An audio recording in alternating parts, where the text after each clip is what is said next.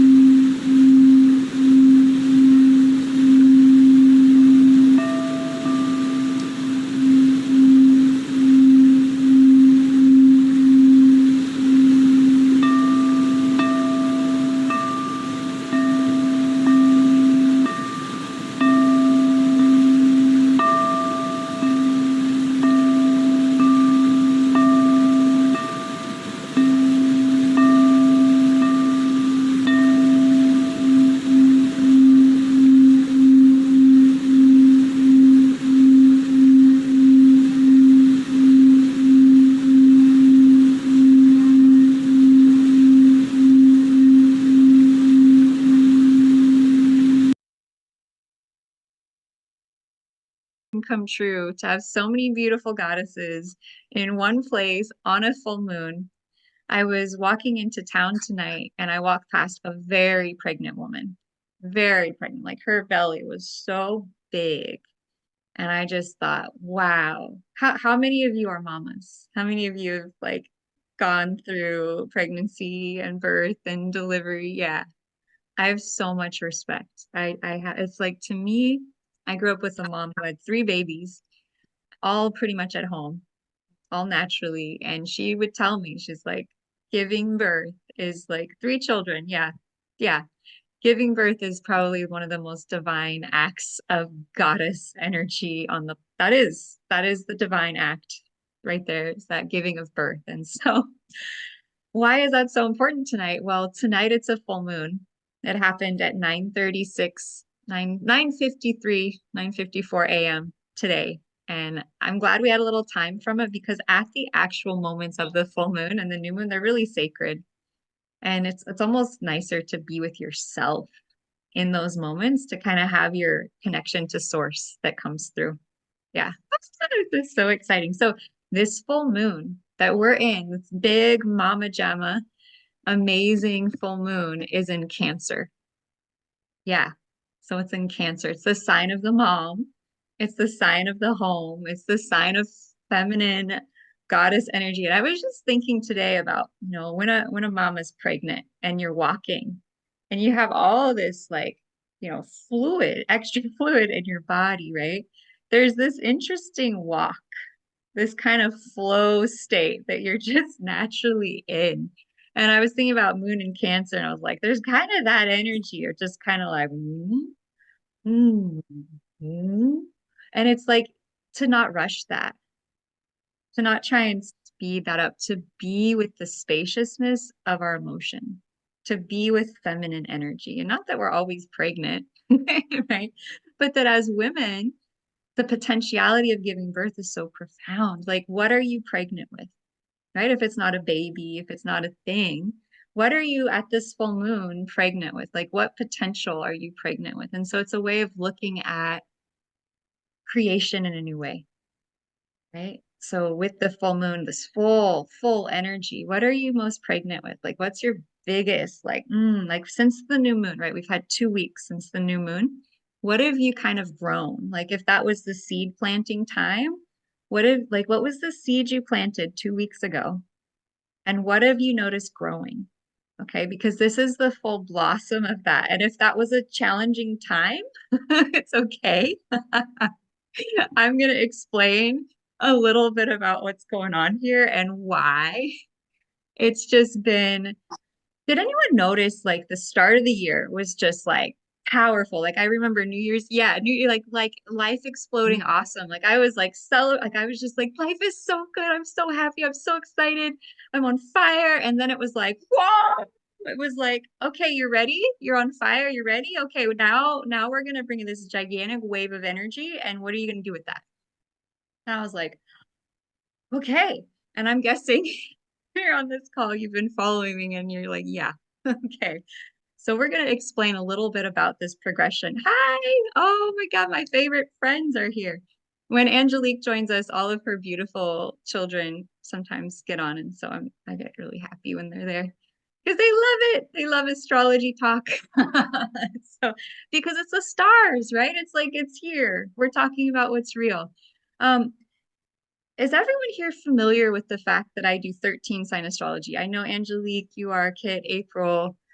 So for those of you who are new to the work that I do, I follow the actual stars. So if you're used to the mainstream astrological stuff, they'll be saying tonight's full moon is in God, what would they be saying? A different sign. Leo. Okay. Yeah. So if that's what you follow, that's fine. I follow a different system that's based on the actual location of the stars, where they are right now today. So if you got out Star Walk 2, that's what you would see is that the moon is in the constellation of Cancer, the sun is in Capricorn. Okay, so we're going to go into that. I'm really glad you're here. I'm super excited. Does anyone have any questions? Anything you want to share before we jump into it? Or are you guys just ready and you want to just friggin' hear all about this stuff? Pretty amazing. I have to go away for a moment. Just a Okay, moment. perfect, perfect. All right. So we're gonna just jump right in and then we can have questions and answer throughout. Okay. So I'm gonna share my screen with you. I'm so glad you're all here. I think from all over the place, really. We've got some of my 13 sign masterclass students are here. We've got new people. This is freaking awesome. Okay, so full moon. So does anyone know what sign the sun is in? If the moon is in Cancer, what sign is the sun right now? Anyone want to share? Capricorn? Yeah. Yeah. So every single sign in astrology always has a polarity sign. So when we have the full moon, right? The full moon is the opposite. And I chose this picture because to me it reminds me of pregnancy and like giving birth and just like the power of our potential to create. And this is a huge circle of people. And I was thinking kind of on this big scale. It was like all the people on the planet and all of our potential to create. And how at a full moon, it's almost like we interconnect with one another and we're like vibing. Can you feel that? Like there's just this like pulsation. It's like fresh, it's alive. You want to go outside and dance under the moon. Ideally, sometime I will be able to offer you that experience for these events. That's the dream life. Okay. The future is a retreat center where we can come together on these like powerful nights and celebrate together because there's two things with the full moon. One is letting go of all of the crap, and I'll explain to you why that's a good thing to do at the full moon. And two, celebrating where you're at. So it's like the full blossom, right? It's the full blossom of the month. It's like, okay, I set my intention at the new moon. Where am I at now? What did I create? Right. So my name is Lotus Dawn. This is Blossom with Lotus. I do 13 sign astrology. If you haven't been to one of my events before, hold on to your hats because this is going to be some powerful and exciting stuff. And I'm super glad you're here. I also have most of your charts made, most of them. And we will make sure to get all of you that exciting soul planet information that I know is why you're here because you're just like, I got to know what my soul planet is. So don't you worry. We will get that information for you tonight. I'm really excited. Yeah. So here we go. We're going to jump into it. So I thought I'd start with this quote because we have a really interesting blend of energies tonight. We have the moon in Cancer, which is the divine mama, right? We talked about that, right? We got the divine mama energy rocking here. Okay. But it's also sun in Capricorn, divine father energy. What? What?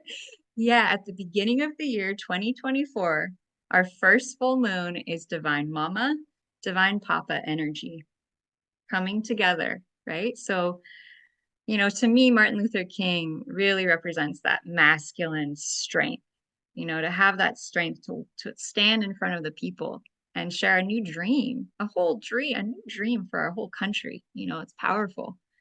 And so Capricorn relates to the structure of leadership, the structure of success. And I know we have some Capricorns on here, so I wasn't surprised. I looked at the list of people who are coming, and of course, everyone either had some strong Cancer energy or some strong Capricorn energy. I went, okay, that makes sense. Yeah. So you don't have to see the whole staircase. You just have to take the first step. Okay. So Sun in Capricorn, we're going to be in this, y'all, until February 13th or so. So I just want to give you a heads up with the Sun in Capricorn. It is an earth sign. It is grandfather time. It is structure. It is the father, the disciplinarian. You have all heard about the Saturn return. Yeah. So Saturn rules Capricorn. So when the sun is in Capricorn, Saturn is the big planetary ruler of that energy. I'm still learning how to make friends with Saturn. I'm not going to lie. Okay. I'm still learning how to make friends with Capricorn, which is structure, it's groundedness, it's the clock. If you don't have a clock, I don't have a watch, actually. I don't wear one.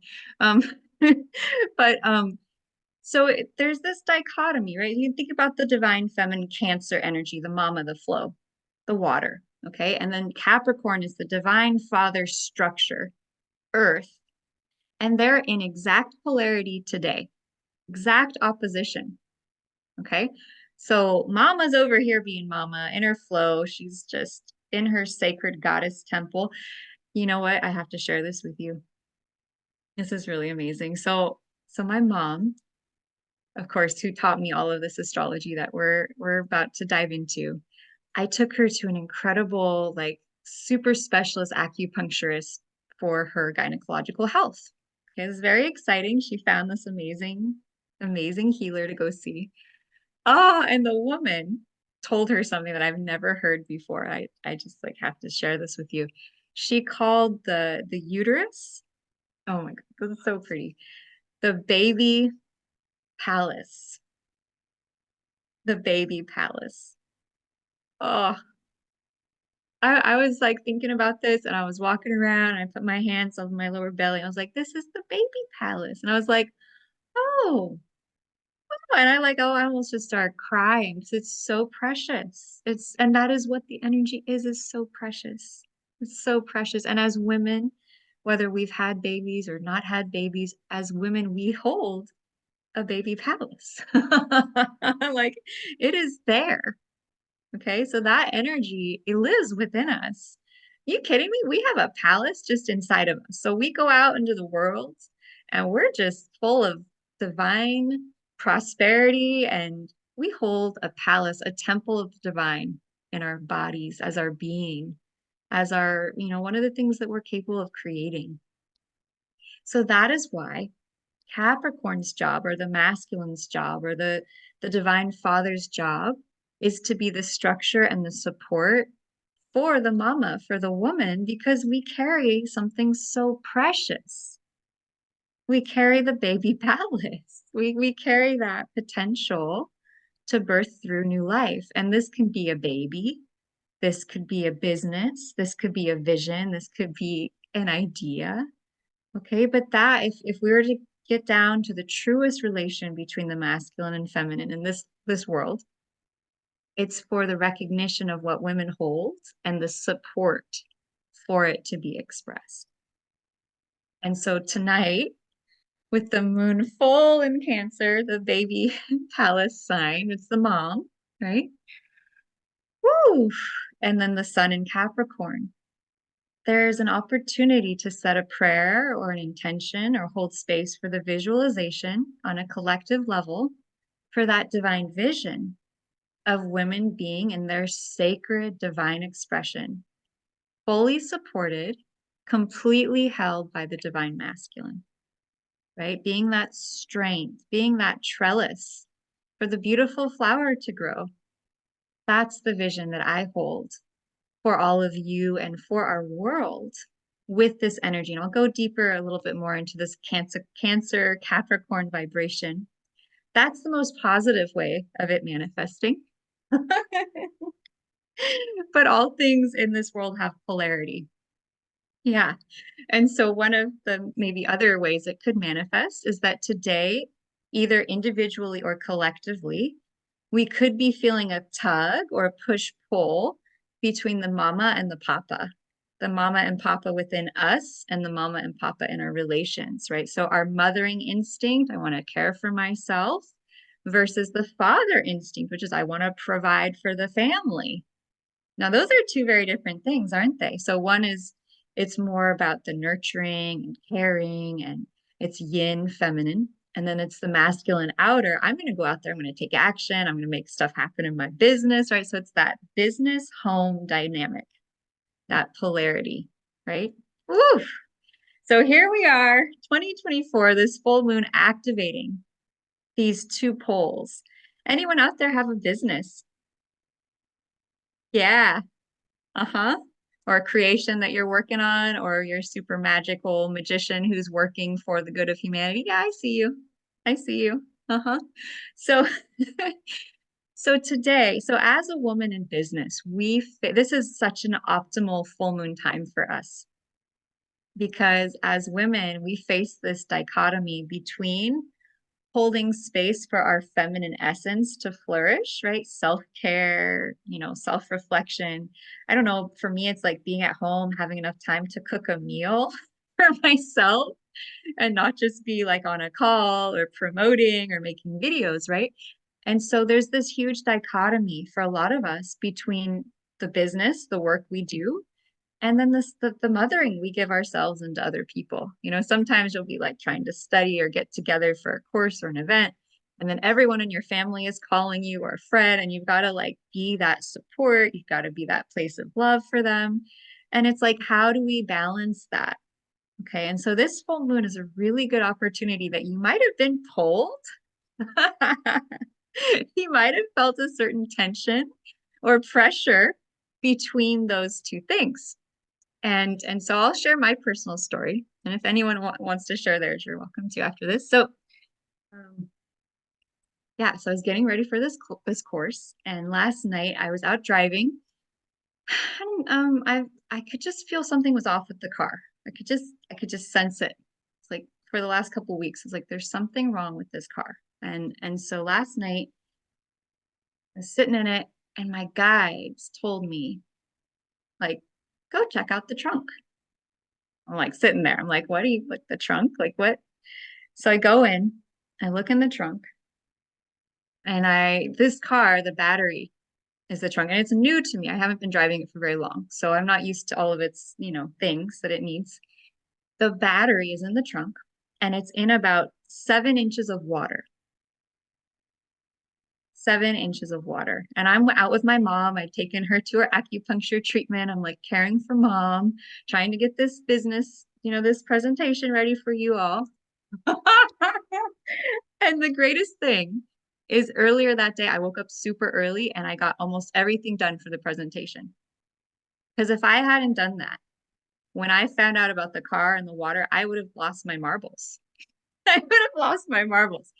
So luckily, y'all were taken care of in my mind, my business side, what I needed to accomplish, y'all were taken care of. Now I had the home front, right? I have my own vehicle and my mom to contend with. So my mom is brilliant.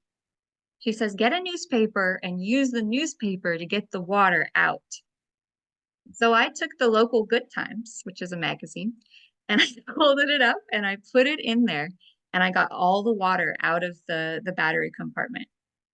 So I was like pulling on my Capricorn father vibe, right? Here, two women out with mama, pulling on that father energy of like, I'm getting the water out of this freaking place. Like I'm taking care of business. I got it out. I literally felt like I had single-handedly averted World War III. Single-handedly. The best feeling I've ever had in my life. I was like, I just handled that, handled the crisis moment. All is well. Oh my God. Thank you, God. And so I'm sitting there as this is happening, and I'm thinking about the other thing I'm about to share with you all, which is that today, the planet Uranus, anyone familiar with Uranus? Such a great name, right? Such a great name. Uranus in Greek, I like kind of that pronunciation better. Uranus, it's a little more elegant, went direct today. Uranus is the planet of electricity. It is the planet of change. It is the planet of unexpected happenings. It is also electrical wiring and electricity. And so I'm looking in the trunk of my car, and I'm seeing the water in there with the electrical and the battery. And I'm going, holy God, I said, Uranus would direct tomorrow. And the most intense day of the whole thing is always the day it goes retrograde and the day it goes direct. I said, God, if you're going to have me keep teaching these courses where I share this information, can you make sure that like next time it's not so in my face? So, long story short, I'm safe. I'm here. We managed to get things together. But if you have been having any sort of moments of just unexpectedness or diversions in the plan of what you thought you were doing, that's extremely normal at the time that Uranus goes direct. So really good news. We're almost over that hump. Today is almost done. So fingers crossed that we're We're going to stay in a super divine line from here on out. Okay. So, astrology is a science in itself, and it contains an illuminating body of knowledge. It taught me many things. I am greatly indebted to it. So here we have another divine masculine, Capricorn, success, right? Someone very structural, someone who is in charge, someone who is a boss. It's funny to call Albert Einstein a boss, isn't it? But he is, right? He's kind of like this weird boss guy. So he's actually a fantastic representation of both Uranus, the god of electricity and weirdness, and Capricorn. So he kind of fits that mold of the energetics that we're stepping into tonight. I will go into a little bit more about Uranus and the fact that it is now direct and what planet it is now moving towards. And I think y'all are going to breathe a sigh of relief because it's been in Aries retrograde for the last 3 months. Aries, anyone want to share about Aries? I know there's someone out there who just knows all about Aries and they would love to share kind of the fun Aries energy. It's fun. It's very fun. It will grab your attention, that's for sure. Yep. I know someone's right about to share. Who, go ahead. Yep, go ahead, April. Oh, I was waiting for Yola. Let's say that Aries are the leaders. They're the take action. They might be a little fiery and hot-tempered. I like how you say that. You're really like setting the stage well. Thank you, April. Yeah. April and Yola and let's see here are both, and yeah, Karen, and you've all, like, April's a graduate from one of my master classes. I have other master class students here. I'm so glad you're here. Yeah, it has been such an honor to share this information with you all that my mom taught me as a child. She's like, Lotus, she's like, modern astrology isn't true. She's She's like, if you want to know what's real, you have to do sidereal astrology because it's actually based on the stars. And I was like, yeah. So she would tell people and they'd be like, what do you mean I'm not an Aquarius? This, got to be really careful if you're talking to someone who's actually a Capricorn and they think they're an Aquarius because they will not ever change their mind. Whatever you do, like, do not even bother. Just let it go. She had a friend who was a Capricorn, and for 20 years they went through this conversation. Well, I think you were actually born during the time of Capricorn. No, I'm an Aquarius. So it's just, that was a good lesson. Never push anyone. You let them come to it all on their own if they want to. Okay. So these are some of my awesome former clients and people I've worked with. And, it blows my mind every time I do a session because almost every time we get to the end and it's just like pure joy because when you acknowledge who someone really is and then you can use where the stars were at the moment they were born to back up what they've already known their whole lives about who they were, it is just pure joy. It is absolutely pure joy. So I'm so grateful for all of you former clients and friends. It's just such a beautiful honor to share this work with you all. Oh my God, and here's another picture. This is from the 5-day challenge I did. And good news, I'll probably be doing another amazing event soon, which I will invite you all to. It was awesome, super cool. And I have this short video. I know a lot of you have seen this video before, but it's really good to just share it for new people so you can all see who I am in action in a different setting than just on a live Zoom call. And in it, you're going to see me working with a live audience doing energy clearing work and prayer work. And that's another component of the work that I do. And one thing that might happen tonight. So I wanted to prepare you for some of the healing energy that might come through this call as we go along here. And you'll also hear from one of my favorite mentors. He taught me how to kind of get together what is my passion, figure out what it was, and then how do I bring it to the world. So it's really cool to hear his words and his appreciation for the work I'm doing. So here we go. I draw people together in circles, like this. Stretch your arms out by your friend. Feeling that connection. I saw her do the single most incredible thing I've ever seen done. Open up your palm. She did the most amazing blessing Put your hand on the back of your friend. that was so appropriate for the world and so empowering and so appreciated. This woman empowers everything she touches. She's found something inside of herself. And I do believe if she was focused on you and wanted you to heal, It will give you the opportunity to access places and spaces, locations and destinations that you've never been to before. she's got power and knowledge and the ability to implement her knowledge. I want you to pay attention to her. It's something special. The energy went through us all. Lotus is the one you really want to connect with. This makes me feel like so grounded, so calm and peaceful. Something inside of me, I feel change. I never felt that way before. Oh my God, she actually resembles the beauty of the lotus itself. You gave me a permission to connect with my soul. How many of you have been touched by her presence at this event? And I have a gift to share with you. So come, and I will be so excited to share all that I've learned so that I can hold your hand and bring you with me.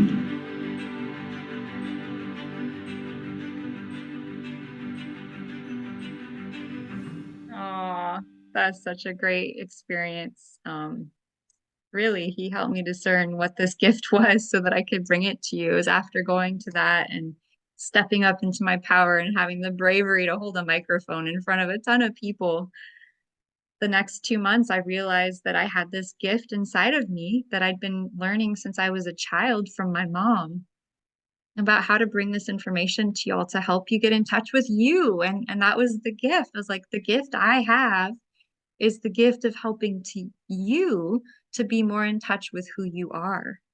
And I was like, holy cow, what a gift to give, right? And so I see everyone, I'm like, oh, look at the magic you are. Because I can feel it, I can sense it. Look at your potential. Look at, oh, I can see it. And then I look at the chart, and sure enough, it's right there. Like it's all there, like all of it. And it, like again and again, all of my students will back me up on this. I think their minds are kind of blown because we just having classes where it's like again and again and again, the same information being totally on point. And I can't even believe it sometimes. And that's why I invited you all here, because we have at our disposal the most accurate form of astrological interpretation I've ever found after 20 years growing up around it. And so I'm really excited to share that with you all tonight, to share your soul planet, to go a little more deeply into this sun and moon opposition in Capricorn and Cancer, as well as something even bigger, which are some of the aspects with the other planets that are occurring right now that you may be feeling on a visceral level, and you may be wondering why. Why am I feeling that? We're going to kind of dive into that, and I think it's going to help you all have a lot greater clarity about the energies of tonight. Thank God. So here's a quick testimonial from one of my students. This class was beyond amazing. And my favorite thing she said, just to get you excited about tonight, was that she lit a fire in me. And I keep reading that over and over again because I'm like, yes, that is my goal. That is my truest desire for you all tonight, is that I light a fire in you to be excited about yourself, to be excited about who you are, to be excited about your path, and to have greater knowledge and information to back you up so that you can move forwards faster. Right?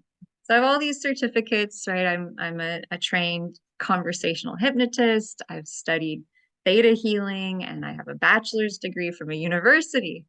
But despite all of those things I've picked up over the years, it's actually the experiences with my mom that have been, and I'm working on a couple of books here because I have to get the information out that I'm sharing with you, because it's just too life-changing. It's rocked too many people's worlds to not get that information out to the world. So as much experiences as I've had and trainings, it was actually my mom, right, who allowed me to get in touch with this information and taught me sidereal astrology from a young age.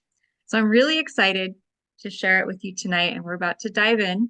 to the most accurate astrological system. It's based on the actual location of the stars. If you wanted to see, am I telling you the truth right now? Because it's different than what everyone else is saying. Get Star Walk 2. Check it out on your phone. Just see, okay, what constellation is the sun in? It'll show you the night sky. It'll show you the constellation it's in, and you will see the sun is in Capricorn and the moon is in Cancer tonight. And so that will show you, yes, that's actually true. And so how bizarre that most people follow astrology system that's based on where the stars were 2,000 years ago and is no longer accurate to what's happening right now. So if you want to get present, you want to join me in the true star journey, get ready, hold on to your hats because we're going to jump into it now. Okay. Oh my goodness, there I am. There's Lotus. So yeah, there I am. So I was a pretty sweet, pretty good child, pretty innocent, pretty innocent, and went through life, was learning and growing. And then I had an accident where I got hit by a bicycle when I was about 6 or 7. It knocked out my atlas vertebra and had to deal with a dad who was an alcoholic at home. And that was me in junior high. I was freaked out. I won't lie. Okay, I was doing everything I could to make sense of life. That was my good friend Blake. He was into punk rock. And I became friends with him and I started wearing like black eyeliner, and he was what gave me the strength to kind of push through the challenges I was in because I was so sensitive and going through so much. And so this led to many years of alcoholism and feeling really lost and stuck because I was dealing with chronic pain from the bike accident. That was really hard. And I ended up getting a bachelor's degree from the university. But after college, I found myself totally lost and adrift. Anyone relate to having moments like that? Like I just didn't have a clue. And it was a really hot summer. I was dealing with all the things that we're dealing with from our childhood, unprocessed emotions and confusion. And it was so hot. It was in San Jose. It was so hot that the curl had gone out of my hair. Like it was gone. Like my hair was straight. I was like, I've got to do something. Like I'm so lost right now. Like I have to find some way to get out of the place that I'm in. And I remember it so clearly. I'm sitting at this bus stop. I didn't have a car. And a light bulb moment, just super depressed. Where's my life going? And I had this light bulb moment where I remember, I was like, you know how to do astrology. Like, why don't you go look something up on the internet or something? That's what I thought. Kind of like when that voice told me, why don't you go look in your trunk? It was just like that moment. And so I had that light bulb moment. I got on the internet and I started looking up life purpose. Life purpose. What is my life purpose? And I found this information about the destiny point in the astrology chart. And I found out that what I was doing in my life was completely opposite of what my particular life destiny was supposed to be, right? I wasn't doing my passion. I was just in a relationship. I was doing everything opposite of what my soul path point was telling me I needed to do. So I took action. I did all the things that it suggested for me to do. I started going to a yoga class. I realized as I lay on the yoga mat that everything in my life wasn't right for me, crying, bawling my eyes out. I left the relationship I was in. I bought a car. And within a week, I had a new job. I had a car. Hi, Megan. I had a new house. And I was on a completely new trajectory. I ended up becoming a yoga teacher. I ended up getting really into nature and I started teaching astrology. And it has been such a life-changing journey for me to have gone from being lost, stuck, confused, to identifying how I could assist others to unlock their true potential. And it all started with my own decision, my own first step to say, that's it, period. I'm done with things not working and I'm going to do something else. And so I had to have that moment of pain. And in that moment of pain, I made a decision. I said, that's it, period. I'm going to go forwards in my life. And thank God I had astrology to guide me. And I used the astrology to get me to where I am today, which is just full of ups and downs, but moments of such incredible joy. Like this picture where I'm out in nature, like I can't even tell you, just this feeling of freedom and empowerment and this sense of like knowing who I am. And so my biggest hope is that tonight I can give you a takeaway moment that will also assist you in having that aha moment. And maybe you're already doing awesome in your life. That's great. Maybe this will just be like a fun extra cherry on top of the sundae that you're already eating. Or maybe it will be a life-changing moment where it will shift the trajectory of your life. That's my hope. And that's what I'm here for. And that's what my business is geared for, is especially assisting women to step into their aha, yes, this is my moment. This is who I am. This is what I'm meant to be doing. And then have the support to step forwards on your journey. And so this is so great. This is from the New York Post. Okay. This is about astrology, right? This is about the difference between Western astrology, what most people follow, and what we're following tonight. We're following the sidereal system. Okay. And so the sidereal system is based on the current position of the stars. Done. While the tropical system is based where on the stars were around 0 AD. So if you want to follow Western astrology, that's totally fine, totally up to you. But you're not following the current position of the stars. You're following the position of the stars where they were in 0 AD. They have moved backwards, or I'm sorry, yeah, they moved slightly backwards. It's a little bit confusing, but about 24 degrees back from where they were. So clap your hands, pop the champagne, get excited, because you're actually going to be learning the truth tonight, which is probably why it was so hard to get everyone on the call, right? Yeah. Okay, awesome. So here we go. Welcome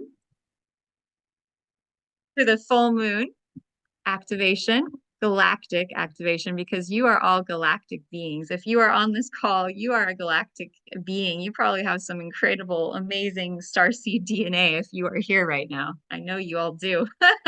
So I welcome you all. Basically, we're going to go through and talk about, well, what is 2024, the year of the 8? What is this full moon? And we're just going to do it. So let's go ahead. Welcome to the full moon. This happened this AM. We're in the like peak energies of it. And this is called the wolf full moon. An interesting synchronicity is a couple nights ago, I had a dream about a hummingbird and a wolf in the orchard. Yeah, and this was before I found that issue with the car. So pay attention to your dreams right now. Your dreams may be talking to you, and I'll explain a little bit more about why that might be so. Okay. So, what makes a full moon so potent? What is it? What is it? Does anyone want to share why is the full moon so powerful? Why does it affect us so much? Why is it important? Anyone want to share what they think or things that they know to contribute to this wonderful discussion? It's pull on water? Yeah. You want to say more? I think that's all I got. Awesome. Perfect. I love it. I need to take one of your classes, that's why. Well, you got it. You're on point. You're on point. Anyone else want to add to it? I'll go out on a limb and say this full moon is really potent because it's in Cancer and it's ruled by Cancer.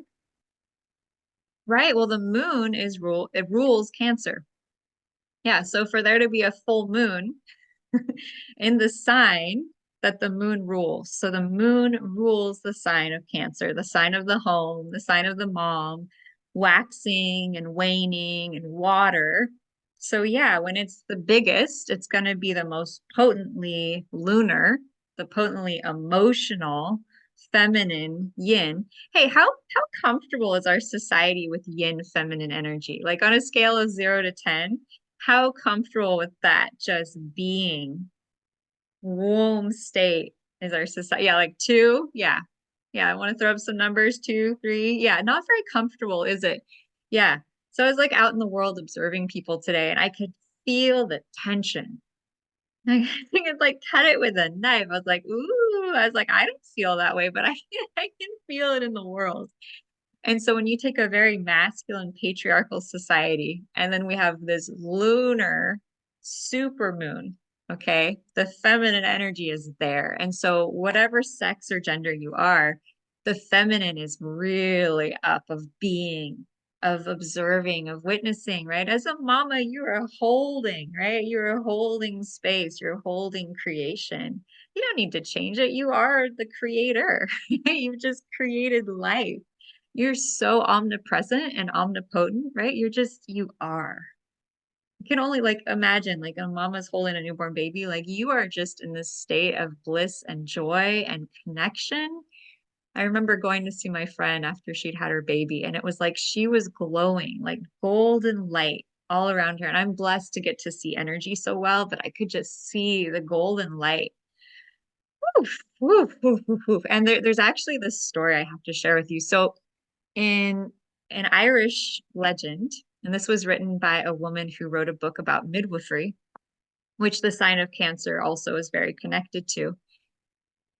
Whew, this is why our class was so hard to get to, is this story I'm about to share with you. So in this story, she said that when a woman would give birth in Ireland, the little people, the leprechauns, would come to the mama and they would support her through the labor.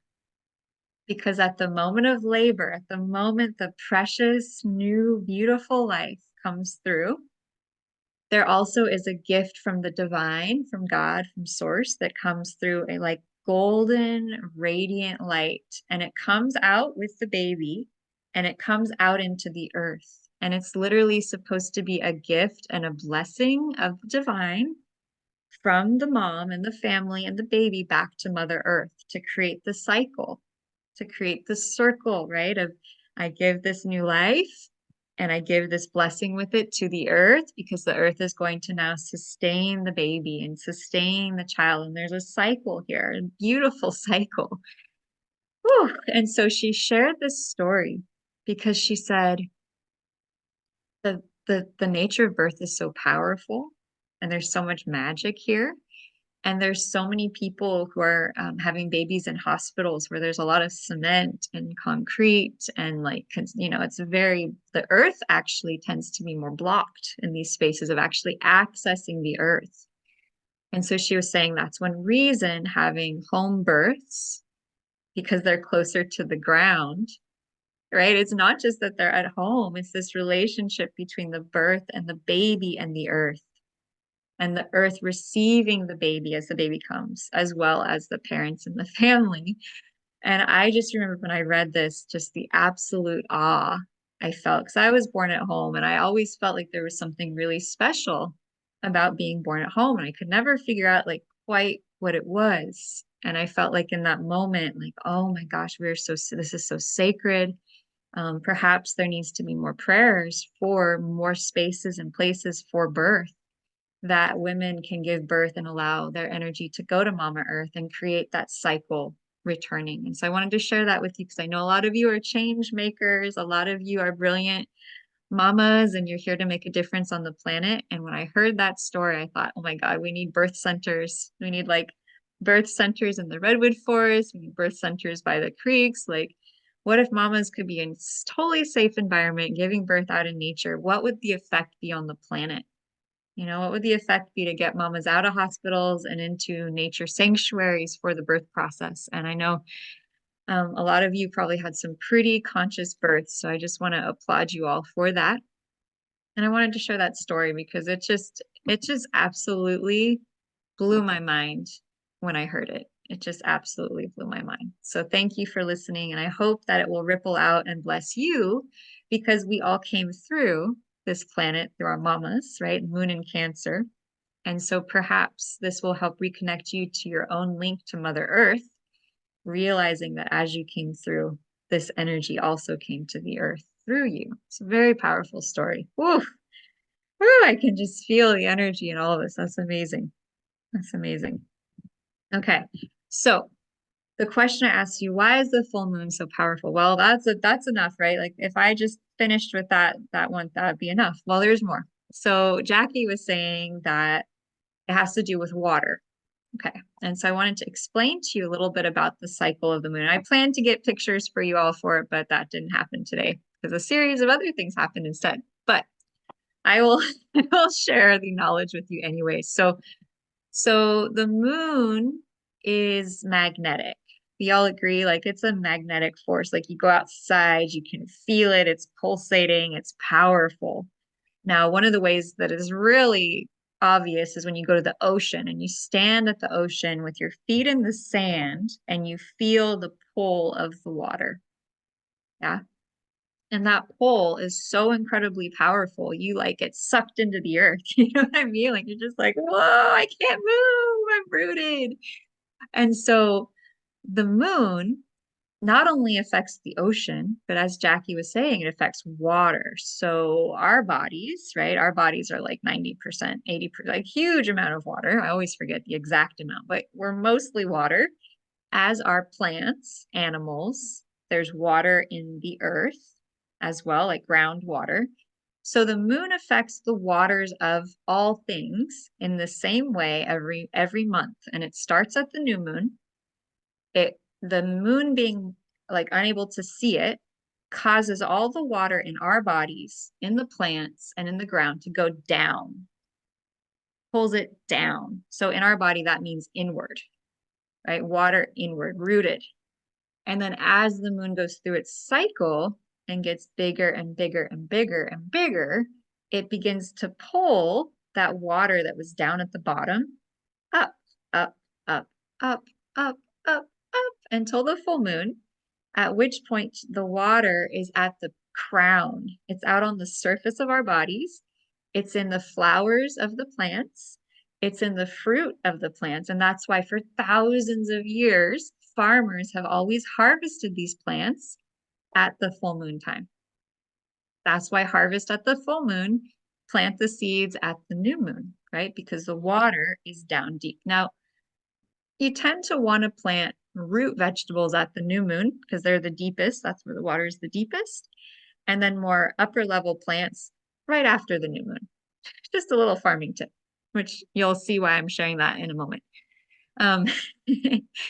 So that said, when we're at a full moon like we are now, all the things in our body that at the new moon were internal and hidden in the waters come up to the surface.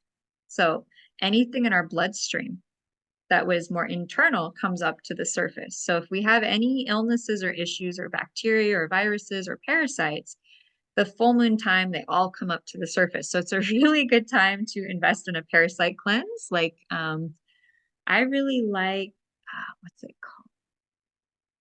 Anyone want to share some good parasite cleanses while I think about this? I know that a lot of you are healers on here. Hold on, I'm gonna grab my bottle. I'll show you.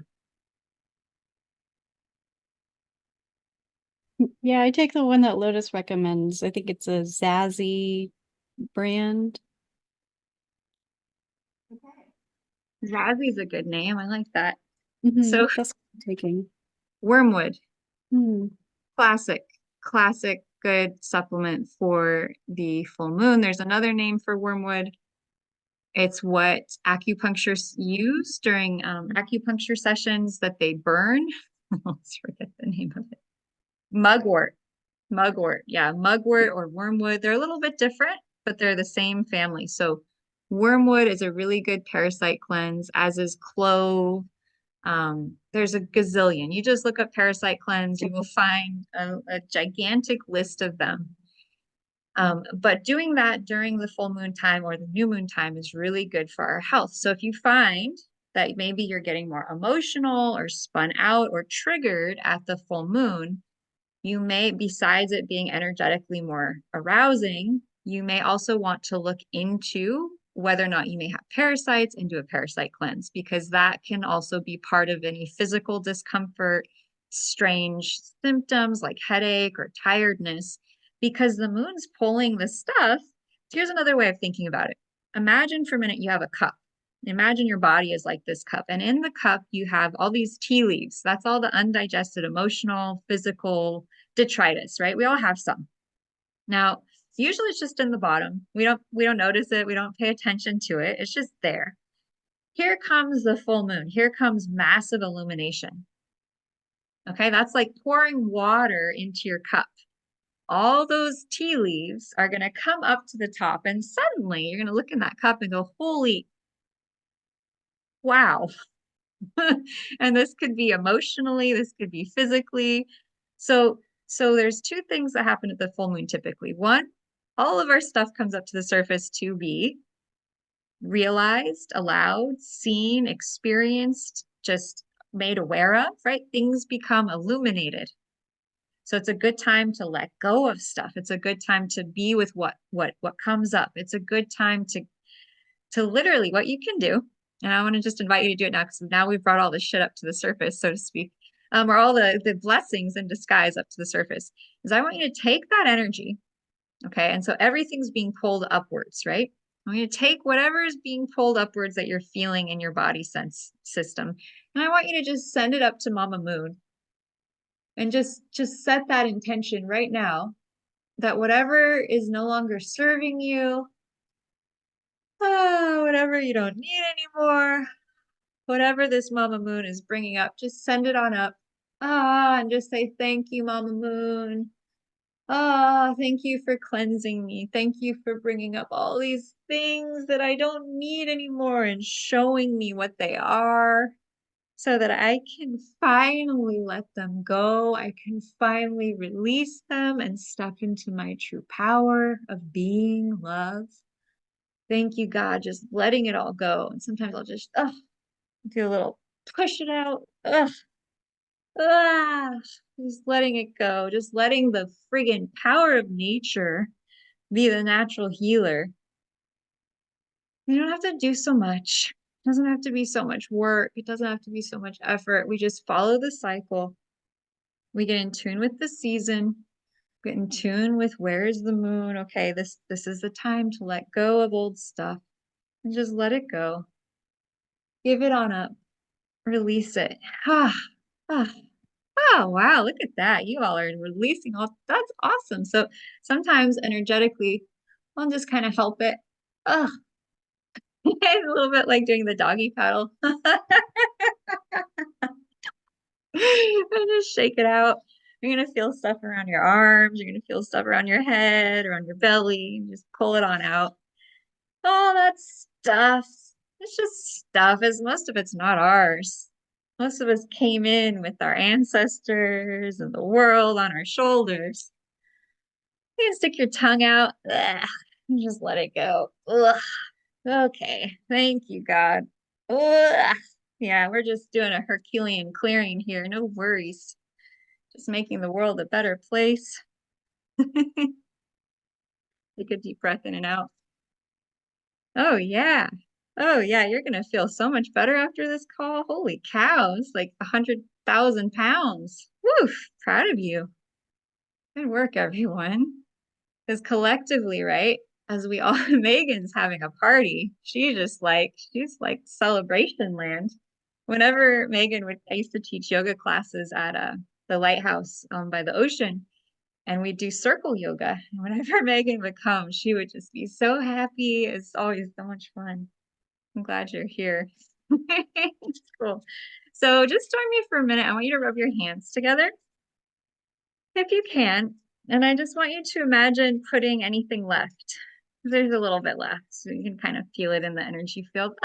You might yawn. So we're just going to say, creator of all that is, it has commanded any of this old stuff that we don't need. We just send it to the light. Right and wrong, good and bad, pod and pock, all nine shorts, boys, covids and beyond, shake it out. Right, it's just stuff in the way of us. Just stuff, just not us. Stuff that's just like shadows or cobwebs, right? The brilliant light of us is always brighter than it. So we're just allowing that light to shine. A little more brightly. It's hilarious what God has me do sometimes. I'm like, really? Okay. Awesome. So I'm clearing the space. Awesome. Good. Take a deep breath in. And a deep breath out. And just allow that beautiful radiant light of Creator to just bless you. There we go. Filling you up now with just pure, unconditional love and light. Just receive that holy Amrit nectar and just allow it to go where you need it now. And just imagine you breathe in. The energy goes up the back of your spine. As you exhale, it goes down the front of your body, and that's the yin yang channel. With this full moon, you breathe up the back channel. Exhale, the energy comes down the front of the body. That's the yin. We inhale up the back body. That's the yang. We exhale down the front. That's helping to integrate and balance the moon energy and the sun energy. Inhaling up the back body, yang. Exhaling down. Good. Just feeling that cycle continuing. Inhaling up the spine. This is specifically for women. Exhaling down the front. Nice. Nice. Beautiful. And just take a deep breath in and out. And just ask that the balancing continue tonight for you as you sleep. Yeah. Woo. Yeah, Jackie. Good. Cool. I love it. Woo. We're just letting that energy continue to move. It's amazing how just breathing up the spine and then exhaling down the front of the spine, and you just start to get into a cycle of breathing. You're just acknowledging the flow of creative energy through your own body. And April's added walking to this, so that must be like a whole nother level. Is breathing as she walks. Good. And as this is clearing out a lot of the channels, just as you walk and breathe or be. Good. Clearing out the Kundalini. And hopefully settling your mind as well. Kind of feels like maybe on some of us, there's a little imbalance on one side or the other. And so just by doing this, you can do it every day. You're starting to bring it all into balance, back into wholeness. Good. Good. Cool. I kind of feel like our ride wasn't quite over a minute ago, so I wanted to let you finish the ride here. Good. Yeah, it's kind of like a ride. Good. Okay, awesome. So now we've explained what a full moon is. Now we're kind of merging back into our bodies. Jackie's eyes are friggin' bright now all of a sudden. I love it. I love watching people's energy bodies shift. It's such a fantastic experience. Yeah, we got a comment here. Oh, some gas.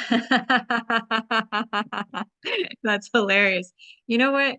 That happens, right? If you do energy work, if you if you work with other people energetically, the things you might onboard on accident are just sometimes you're like, what was that? And then you have to let it go. And sometimes it comes through in really kind of hilarious ways. So thank you for being human and sharing that comment, Jackie. That's hilarious. That's great. I just want you to be clear. I don't care what it takes. Awesome. Okay, so we've established the full moon energy, how it polarizes the body. Now I want to share with you, welcome to 2024. Here we are this new year. I wanted to share with you what the year of 8, what that might mean. And this is some big stuff, okay? So does anyone want to unmute and share what you know about the year 8 numerologically? Like, does anyone follow numerology, the study of numbers? It's been around since the age of Pythagoras. It's ancient study with which basically that numbers have value and money and money? Yeah, money. Numbers have money. That's funny. That that numbers have vibration and energy. They have value, and that each number means a specific thing. And so 2024 as a year adds up to 8. Okay, so what is 8? 8 is an infinity sign. It's ruled by Saturn. And Megan, if you want to share something, you have to unmute because we can't hear you. Okay, it's abundance. It can be. Yes. It can be. I have to give you a caveat here, okay? Because Sure. 8 is ruled by Saturn. So Saturn can create huge amounts of wealth, but Saturn requires a couple things. He says, if you want to make that huge amount of wealth, we need some structure, we need some form, we need some discipline, we need some like mastery. Oh my Yes. gosh. And I had the most amazing realization today as I was driving about Saturn and about the year 8 and about money and abundance. And it actually, April, relates back to when you said, I'm going to go out on a limb here. Okay. So what, Lotus, what are you talking about? Is anyone familiar with this amazing actress? What is her name? Shirley MacLaine. Yes. Megan says yes. So Shirley Yes. MacLaine is an ancient, she's a superstar. She Yes. was like one of the most famous actresses during her time. And Shirley MacLaine wrote a book, several books. And I was reading her book the other night about filming a movie that she was in called Out on a Limb. So she wrote a book about it, the filming process. And so this movie, Out on a Limb, details all of her sort of extraterrestrial, paranormal, spiritual experiences, maybe during the 70s and 80s. So this is like forerunner to all of the stuff we're watching now. Shirley MacLaine was like at the forefront of this time. So reading her book, and she's talking about climbing up to the top of Machu, like climbing, she's in Peru on site for the movie, and she's climbing the stairs up to this huge outcropping in South America. She's climbing it, and all of a sudden, she goes into a straight up past life memory. Like she just starts having it like full on. She remembers being there.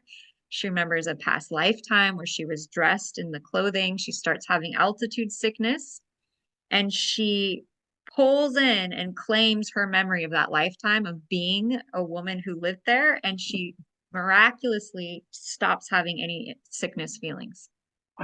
Said that she pull the focus out of her lower body and up into the heart, I think is what she said. So she's climbing, she's having this past life memory. She gets to the top. She starts to see women dressed in old, like she said, crystalline garbs, like crystalline fabric, chanting like Om and like sacred syllables. And she said this was like like it was the acoustics of the temple were designed for amplifying sound. So she's having this experience. Okay. And then she starts to see how they made the temples. So how did they move the gigantic stones? So she starts seeing how it was done. And so Saturn, I used to equate and had this image of, the men building the pyramid. Right. And in my mind, I knew this wasn't true. In my head, though, I would see men dragging the stones, and it was laborious, and it was exhausting, and it was hard work. Okay. That's what I used to think of with Saturn. But today I had a breakthrough. And it was when she describes what she saw they were doing to move the stones, and how Saturn relates to mastery, but in a different way than I ever realized.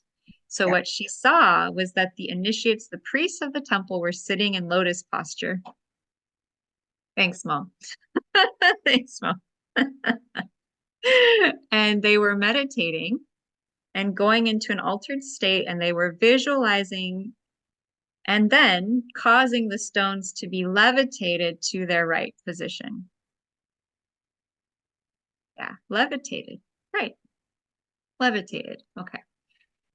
Whew. And so as I'm driving today, I realized that the mastery of Saturn, the hard work of Saturn, the true work we need to put in to become the masters of our domain and of our physical reality, is not just the concrete physical steps we take. It is the mastery of our mind and emotions and body and soul. And it's our ability to tune into the ancient secret superpowers of manifestation and creation that we hold, some of us in our baby palaces, really, right? Our creative energy to then transmute it and be able to move mountains. Okay. And so the mastery of Capricorn, the mastery of Saturn, the mastery of the year 8.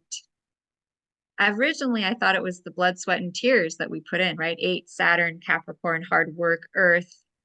And then I realized today, the hard work, the mastery is really the spiritual practice. It's really how much dedication we have to go within and to see the mountain moved. Amen. And to see the rock lifted, right? It's not this hard work I used to think it was. It's not this travail anymore. It's about our ability to remember who we are, which is infinite spirit in a physical container, physical body, having this divinely physical experience. Okay. And so the year of 8 is the year of divine mastery. It's the year of us learning how to take what is ephemeral, spiritual, visual. Maybe we see it, it's in our imagination. We have a feeling for it. We want to create it. It's there. We know what it is. We're seeing it. We're visualizing it. We have the grand vision. Okay, now we're going to think about the infinity circle. And then we're allowing it to come into the material. So the infinity spiral of the year 8 is all about us learning the mastery steps that it takes to take our divine vision from source, from God, from spirit, and then allow it to come through the channel, probably connect with our heart in some fashion, and then materialize down through the lower chakras. So this year is about the journey of 2 things, right?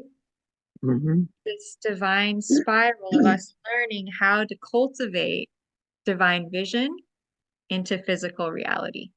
So wherever any of us have any sticky points or congestion in the channels energetically in our bodies, beings, or physicality, or soul, whatever layer it's in, between the etheric realm, the visual realm, okay, and then down into the physical.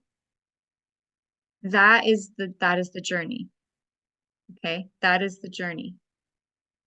It's from non-physical to physical this year, and how we can get there. And that's why I included this incredible picture of the divine crown. That's that spiritual connection. The Manipura chakra, the power center, the root chakra, right? And it's just like full activation, because when we learn how to activate every single corner of our being, from the spiritual to the physical, we are masters, right? We don't have anything, we are not held back in any way. So if you're a visionary, which I know if you're on this call, you are, this is the year to make cement from your vision. This is the year to allow the vision to crystallize. This is the year to, like, I kind of see it as like, okay, we reach up with spiritual hands up into the light, up into the vision, and then we draw down with our material hands that vision into the 3D. Right? So whatever it is you want to create, a fun practice might be to reach up, hold that vision, to connect to God, connect to your source, and then allow it to come on through into the physical. And like, and almost like feeling gloves on your hands, like, here it is. Another way is to write it down this year. If maybe you are averse to writing, this is the year to begin picking up your pen, get some blue ink, white paper, and write your visualizations down. Write them down, because this is the year for it. This is the year to crystallize. This is the year that we will see communities. This is the year we will see farms and people creating things physically. This is the year we will see it. Because the world out there, it's going to keep doing its own dance, right? It's going to keep doing that. But this year, we have an opportunity to crystallize. We have an opportunity to make what we're working on real. We're also going to have a greater connection to time this year, of like the reality of time and where we're at in our life cycle. Okay, so what have we not completed yet? What do we still want to do? that we haven't done, this is that year where we're going to kind of be facing the reality. Okay, I'm this age, this time, in this location, doing this thing. How can I master my mind to actually create what it is I want now? Right? So that it's no longer just a thing I want, it's real. It's here. It's activated. Yeah. It's so cool to see you all. Any questions? Anyone want to share anything? I feel like I've been talking for way too long now. I would love to just hear any comments or like, yeah, go ahead, Kit. Yeah, when you were sharing, can you hear me okay? Yeah, you're great. You look awesome. Yeah, thank you. When you were sharing about Saturn, in some of the other podcasts that I listened to do with true sidereal astrology, the True Sky Crew, they speak about Saturn being feminine, like Lady Saturn. And I'm kind of exploring, let's say, the different polarities, let's say the masculine and feminine energies of the ruling planets. So I just felt called to share that to do with like the different polarities of masculine and feminine of the ruling planets. Yeah, well, it starts getting complex, doesn't it? Because we have the yin yang in probably every single molecule cell of life. So it does become a little difficult or challenging to say that any planet is truly masculine or truly feminine. Sometimes just for my own conceptual playground, I just have always thought of Saturn as a masculine energy. But like you said, I mean, it could be both, no problem. I mean, it connotes, or to me, Saturn represents a certain strength, royalty, a certain like um when someone holds the space, they step into it, they have this strength. That's that Saturn like authority, right? So Saturn can represent where we're really claiming a certain amount of authority, wisdom, and age. Saturn relates to age. It relates to the wisdom bearers, like where we're carrying wisdom in our lives. Okay. It's like, you go to the grandmother to hear the stories. You go to grandfather to hear his stories. Saturn represents listening to the stories to learn and to grow and to become your highest self, that kind of energy. Yeah. Did anyone else want to unmute or share anything at this point, maybe about the year 8, about any aha moments you've had or any questions? I just wanted to kind of open the floor a little bit here. I was pulling my book down, and then like right about here, I saw 38, and I haven't gotten to numerology yet, but I just saw it, so now I have to note it. And then Yes. That's awesome. So 3 is actually, I always think about communication and expression with 3, and 8 is Saturn, right? Saturn number, right? So maybe it's that like, okay, communication, strength, discipline, time to activate that expression. And there's probably an actual 38 angel number. You can look up, that would be fun for you. That's so perfect. Wow. Way to go. Yeah, that's a great thing to do. If there's something you want to create. So this is the mantra for this year. The year to create. What do you want to create in the year 8? That's kind of the mantra, like physical material. So what are you going to bring through physicalize? Are you going to have a baby, right? Are you going to make a book? Are you going to have a business? There's a real strong like push to give birth this year to something. And so amazingly perfect that today is the full moon, right? In Cancer, the mom, as we start the year, right? It's all about us. What are we going to give forth in birth this year? Yeah. Super cool. Jackie's like, my book is ready. She's like celebrating. That's right. That's right. Yeah. Yeah. Because when we come together like this, I really recommend if there's something you're really wanting to create, that during this class, you just focus on it, because we're in a powerhouse of a situation with all of us on this call together.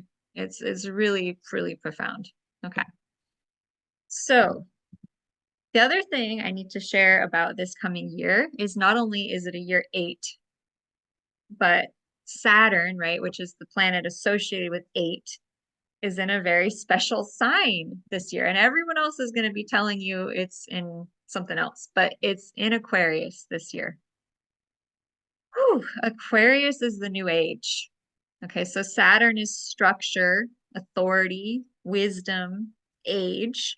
Aquarius is the new age. It's Uranus energy, actually. It's like disruptive. It's changes the status quo. It's the, everyone who's a change maker, a radical, a revolutionary. Aquarius is that energy.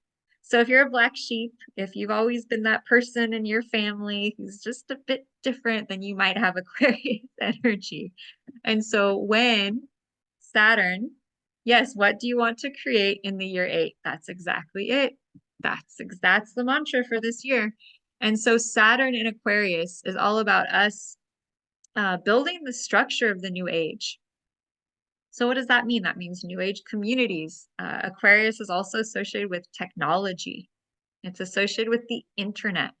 So if you have a website, if you have a new age business, this is the epitome of the best time ever to start a business online, because Saturn is structure, it's business, it's growth, building the structure for your life. And Aquarius is the new age, right? It's all the wacky, weird, awesome stuff that we all love, right? It's like going to a solstice event, a commune, it's going to a collective.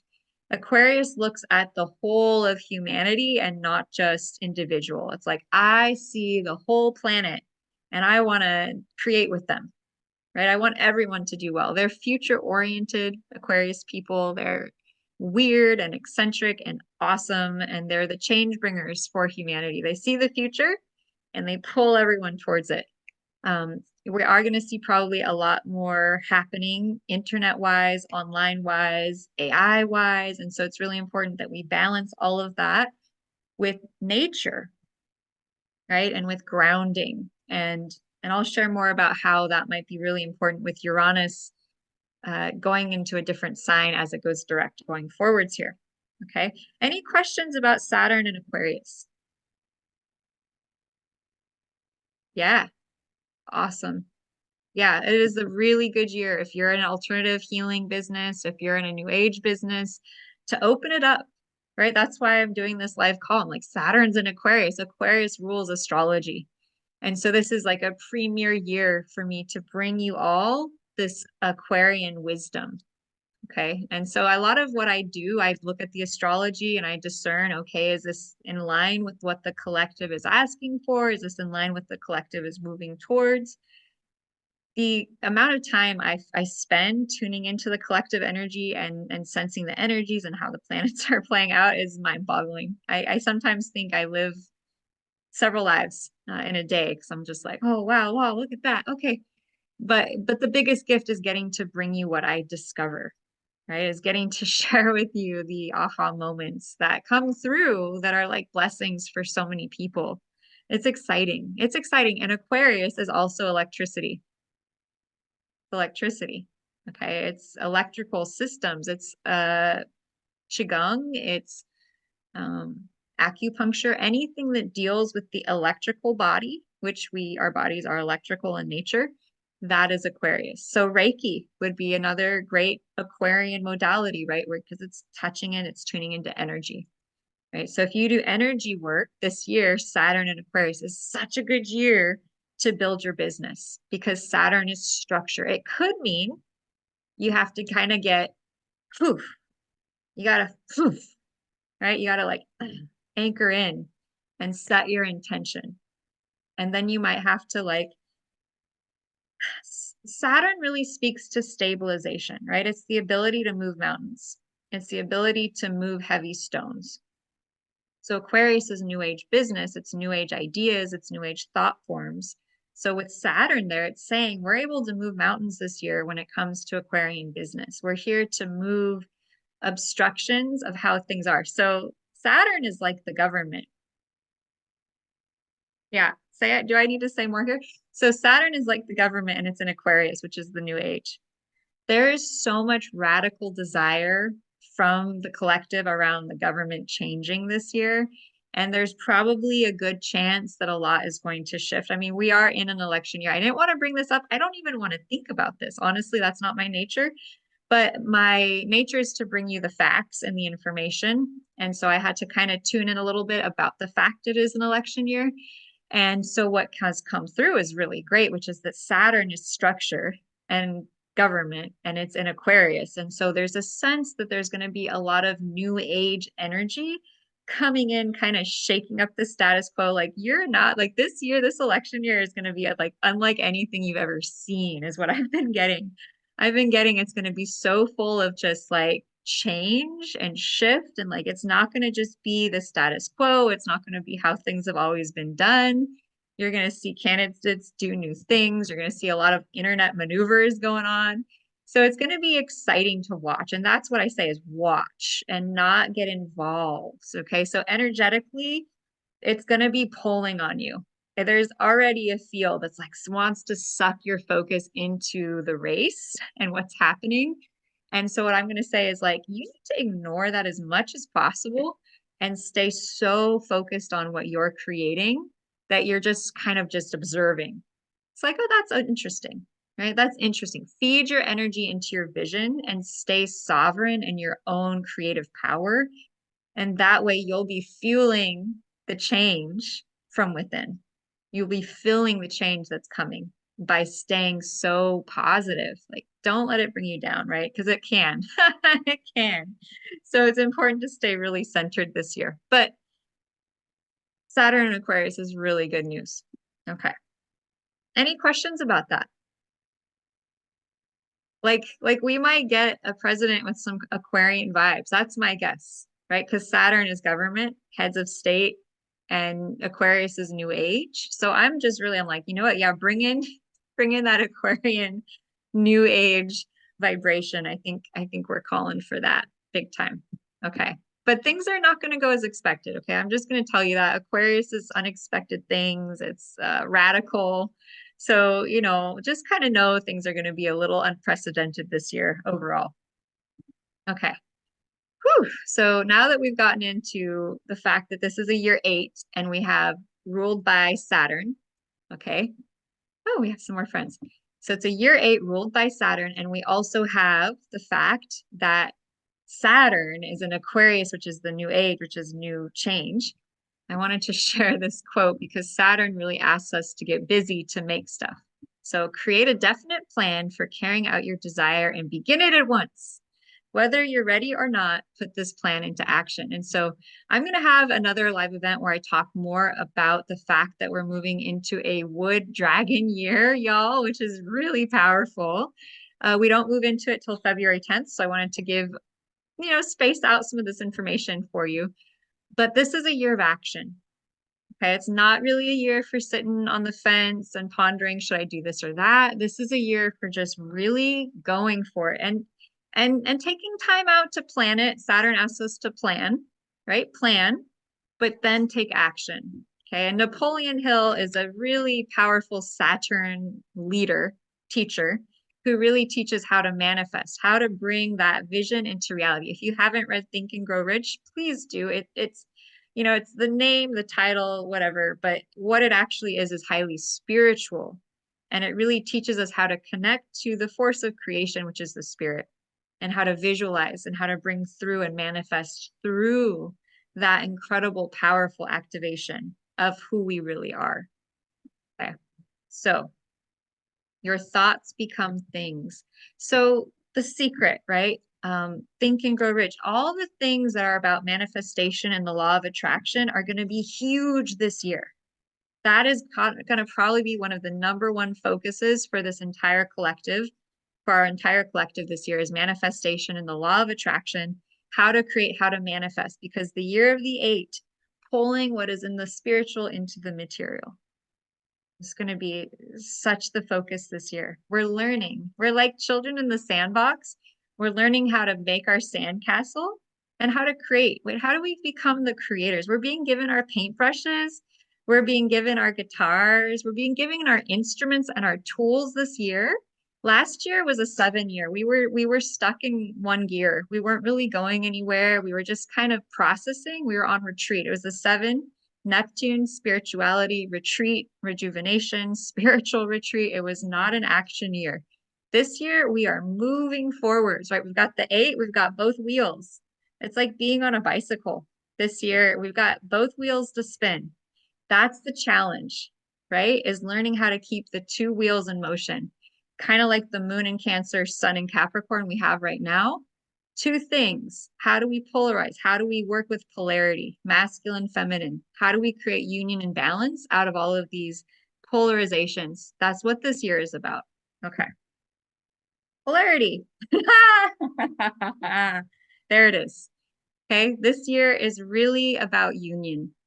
Okay. So if you're in a spiritual partnership, woohoo! If you're not, you may meet someone. If you are in a spiritual partnership already, this year is gonna be deepened. Saturn is commitment. It can be contracts, right? There might be a lot of marriages this year. There might be a lot of people finally committing, both to partnerships and to things in their lives. 8 is that commitment. It's that depth. It's that, oh, I'm gonna do this. That's it, period. I'm gonna stay the course. 8 is you really committing this year to something, whether that's a relationship or something in your life. There's a strong call for commitment and action. Okay. And also learning how to navigate as you go forwards the polarity inherent to that commitment. Well, I really, really want it, but there's this thing, and learning how to balance those 2 things. Okay.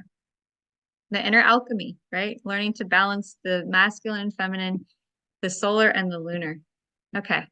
So what I'd like to do right now, before we dive into the chart, is I would like to give everyone just 5 minutes, have a bathroom break, and just kind of recenter yourself. And then we'll dive into the next segment of the class. And then we'll get into your soul planet activation. And then we'll be done and you'll be free to enjoy the rest of your full moon evening. And so go ahead and take 5 minutes and we will meet back here. Any questions, comments, anything before we head out here for 5 minutes? Oh yeah, of course. Yeah, I know. I'm like, I really need to pee. So, all right. I will see you all shortly.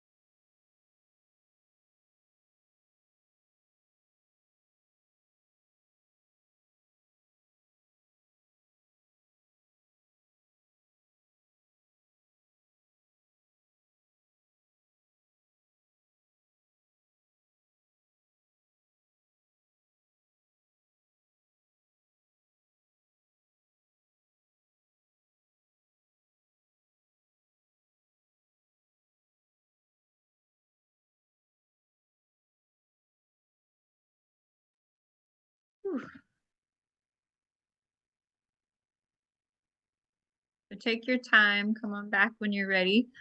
I have no concept of time right now. So maybe it's been 5 minutes, maybe it's been less. I'm not sure. Ed, how are you doing? I only get to see you on these calls, and it's always lovely to see you. I'm because I'm dyslexic, or I get insights through words, but I was getting some insight with your name, Blossom, Blossom with Lotus. You know the word Lom in Hawaiian? No. You know what Lomi Lomi massage? Right, right. Yeah, so apparently loam is to do with like kneading or rubbing. But then like in today's call, I was like, no, there's something, the word lom kept on jumping out to me in your name. But apparently in Thai, the word loam means wind, and the word loam in Nebraska means forest. So so within your word, blossom with lotus, the word lom was jumping out to me today. Oh, that's really cool. How interesting. Yeah, there's quite a few other words in blossom, like om and kind of the home energy. And it just feels good whenever I think of the word blossom, awesome. It just has a good sound. So that's really cool. Wind and forest. That's really neat. So I'll wait a moment before I jump in, but man, woman, goddess, energy. Wow. Tonight we just have, and it is really interesting because the new moon is really when we can begin to prepare for what the full moon will look like. And the new moon is very internal. It's the opposite of a full moon. It's like where the full moon, the energy is rising up and out. The energy at the new moon is going in and deep. And so the full moon really begins, the seed of it begins at the new moon. So to really grasp what we're dealing with tonight with this full moon energy, we have to go back to the new moon. We have to go back to like 2 weeks ago. And so 2 weeks ago at the new moon, we had a really powerful aspect between the sun and moon and Pluto. Anyone want to unmute and share what is Pluto energy and why should we all know about what it is? Yep, go ahead.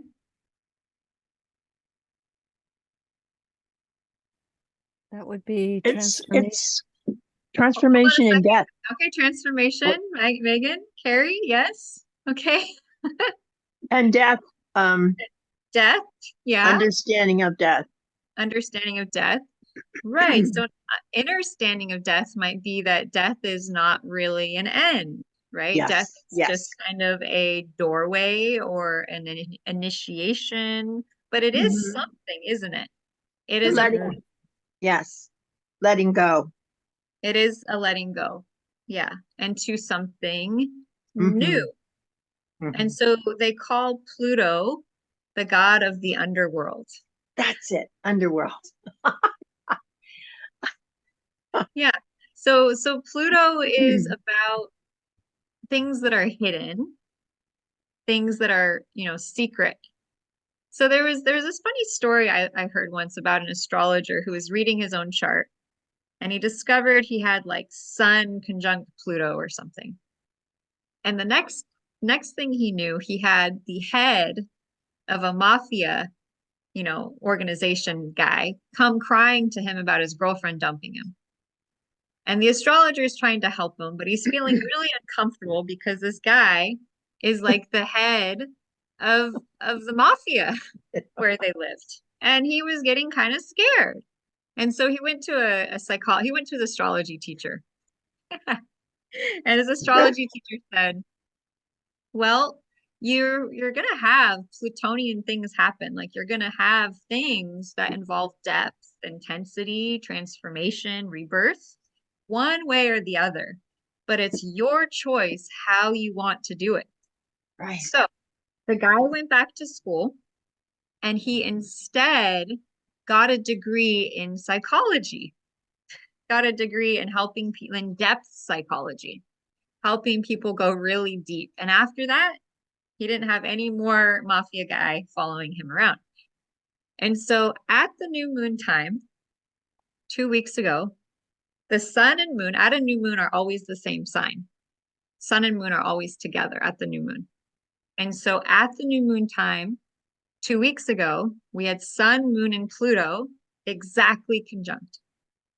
Just right there, right super close to each other. That was the first new moon of the entire 2024 year. January 11th. Pretty powerful number, right? And so at that time, I shared with everyone that the new moon kind of sets a field for the next 6 months of how it might be affecting everyone. And so I said that because the sun and moon were with Pluto at the beginning of the new year, the next 6 months, or potentially the whole year, because it's the first new moon of the year, may relate to illumination, light, and activation of deep, hidden, buried, subconscious, secret things. So that could range anything from hidden government scandals being brought to light to collect individually our own subconscious traumas, emotions, wounds, memories, things we didn't remember before being brought to our awareness. Or collectively, everybody's deep subconscious memories, emotional there, emotions, right? Energies being brought to the surface.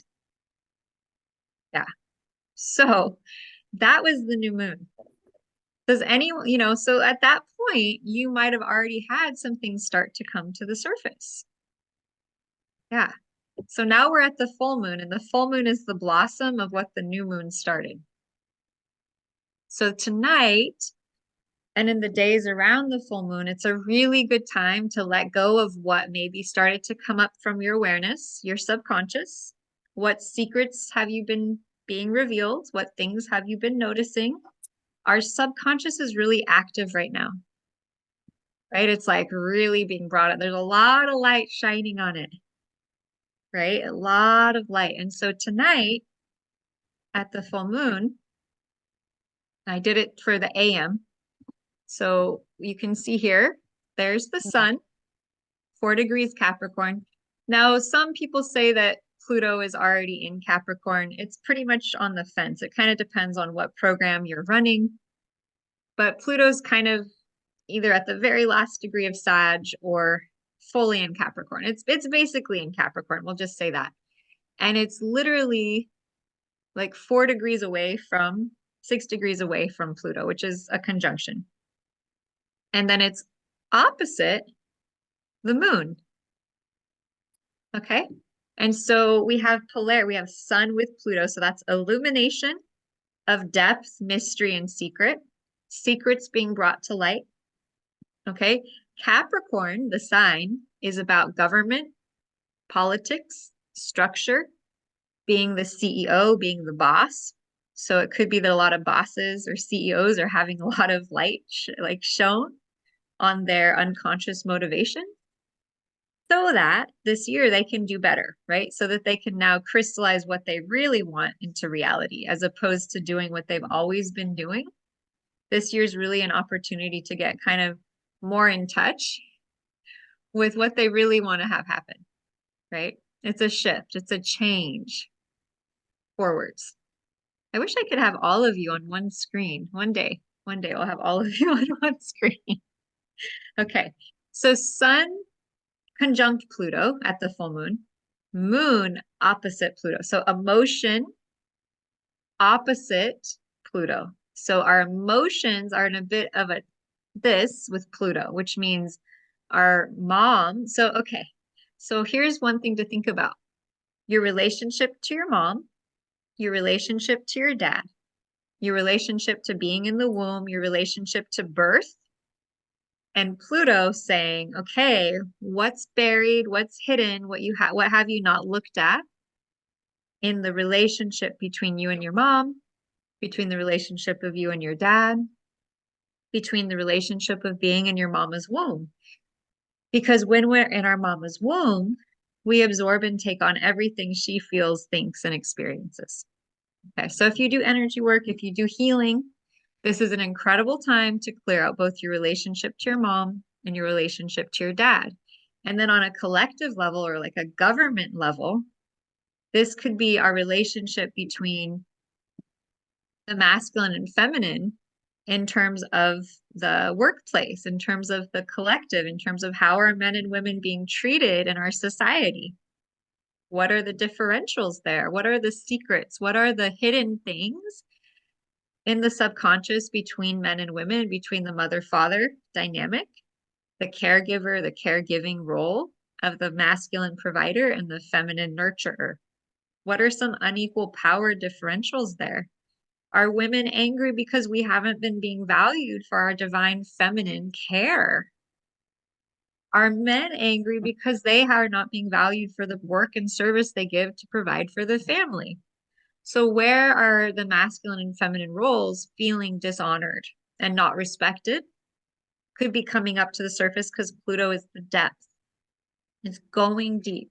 It's seeing those things that have been hidden, and the sunlight and the lunar light, both of them illuminating that energy, right? And so for the mom, the feminine with Pluto opposite the moon, it could relate to reproductive health because Pluto relates to the reproductive organs. And then the moon is the feminine and the woman, right? So it's a good time to work on hormones. It's a good time to work on our gynecological health. It's a good time to work on, our womanhood in terms of what herbs are we taking to nourish our femininity, right? What foods are we eating to nourish what we need to really flourish as divine feminine bodies? And then on the inverse for men and for women, there's a structure thing here because Capricorn is ruled by Saturn. So teeth and bones. Teeth and bone health is going to be really highlighted this year because Saturn is also wherever you have Aquarius in your chart, that is going to be affected. Like my mom has her sun in Aquarius, and Saturn conjuncted her sun on the day she broke her arm about 3 months ago.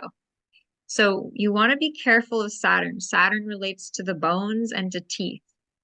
And so if Saturn is conjunct anything in your chart related to bones and teeth, you want to go like beef up your bone health. You want to beef up your teeth health because it will show you if there's any weakness there. It'll basically say, hey, you need to pay attention to this. You need to strengthen that part of your body. Okay. And so Saturn is a good thing to look out for. And it also is a good place to see where your lessons are, right? Saturn can be lessons and teachings, wisdom for us to grow and become stronger. So wherever you have Aquarius at about 9 degrees to about 20 degrees of Aquarius this year, Saturn will be traveling from 9 degrees to 20 something this year. So Saturn and Aquarius the whole year. Something to think about. Okay, second, yeah, so I'll go into more about Capricorn and Cancer in a moment. I also want to address something else, which is that Jupiter, which I call the cosmic Santa Claus. Jupiter is all about giving gifts. It's all about generosity. It's, in Greek mythology, the king of the gods. So Jupiter is a really powerful energy in an astrological chart. Jupiter is squaring at the full moon today, both the sun and the moon. Yeah. So Jupiter and Aries, remember Aries? Aries is the leader. Aries is the go first, right? Aries is Mars, it's masculine energy. So Jupiter in Aries could represent a masculine leader. It could represent a woman really in her masculine who is a leader. It could represent a leader.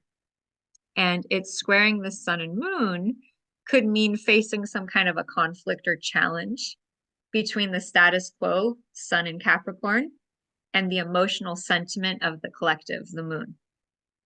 And so this year we have an election, okay? So what I take that to mean, because full moons and new moons, especially at the beginning of years, tend to set the precedent for the entire year. Okay, because it's the first one. So the first new moon, the first full moon kind of set a certain tone. My sense is that there's quite a bit of conflict around the presidential candidate. Yeah, but would that be a fair for the United States? Would that be a fair statement? Yes, there's a lot of controversy. And so that Jupiter Sun Moon midpoint in Aries, squaring both the sun and moon with Pluto involved, I get this story emerging that there's going to be a lot of secrets revealed around the leader of our country today, because Sun is the leader as well. Jupiter is a leader. So there's a bit of conflict between two or more leaders. A lot of truth is going to be revealed, and it's going to affect emotion, moon in Cancer, the mood of the whole country. And that's this really big thing we're kind of all feeling, because even if you're not involved in politics, even if you don't care, even if this isn't your country, the collective mood is going to affect you, like how people feel. The intensity of emotion generated around what's coming this year is probably going to be affecting us all. And so my advice is to get as centered and focused on your own life, your own purpose, and your gifts. So some people say that the purpose of life is to discern your gifts, your purpose, and then to give it.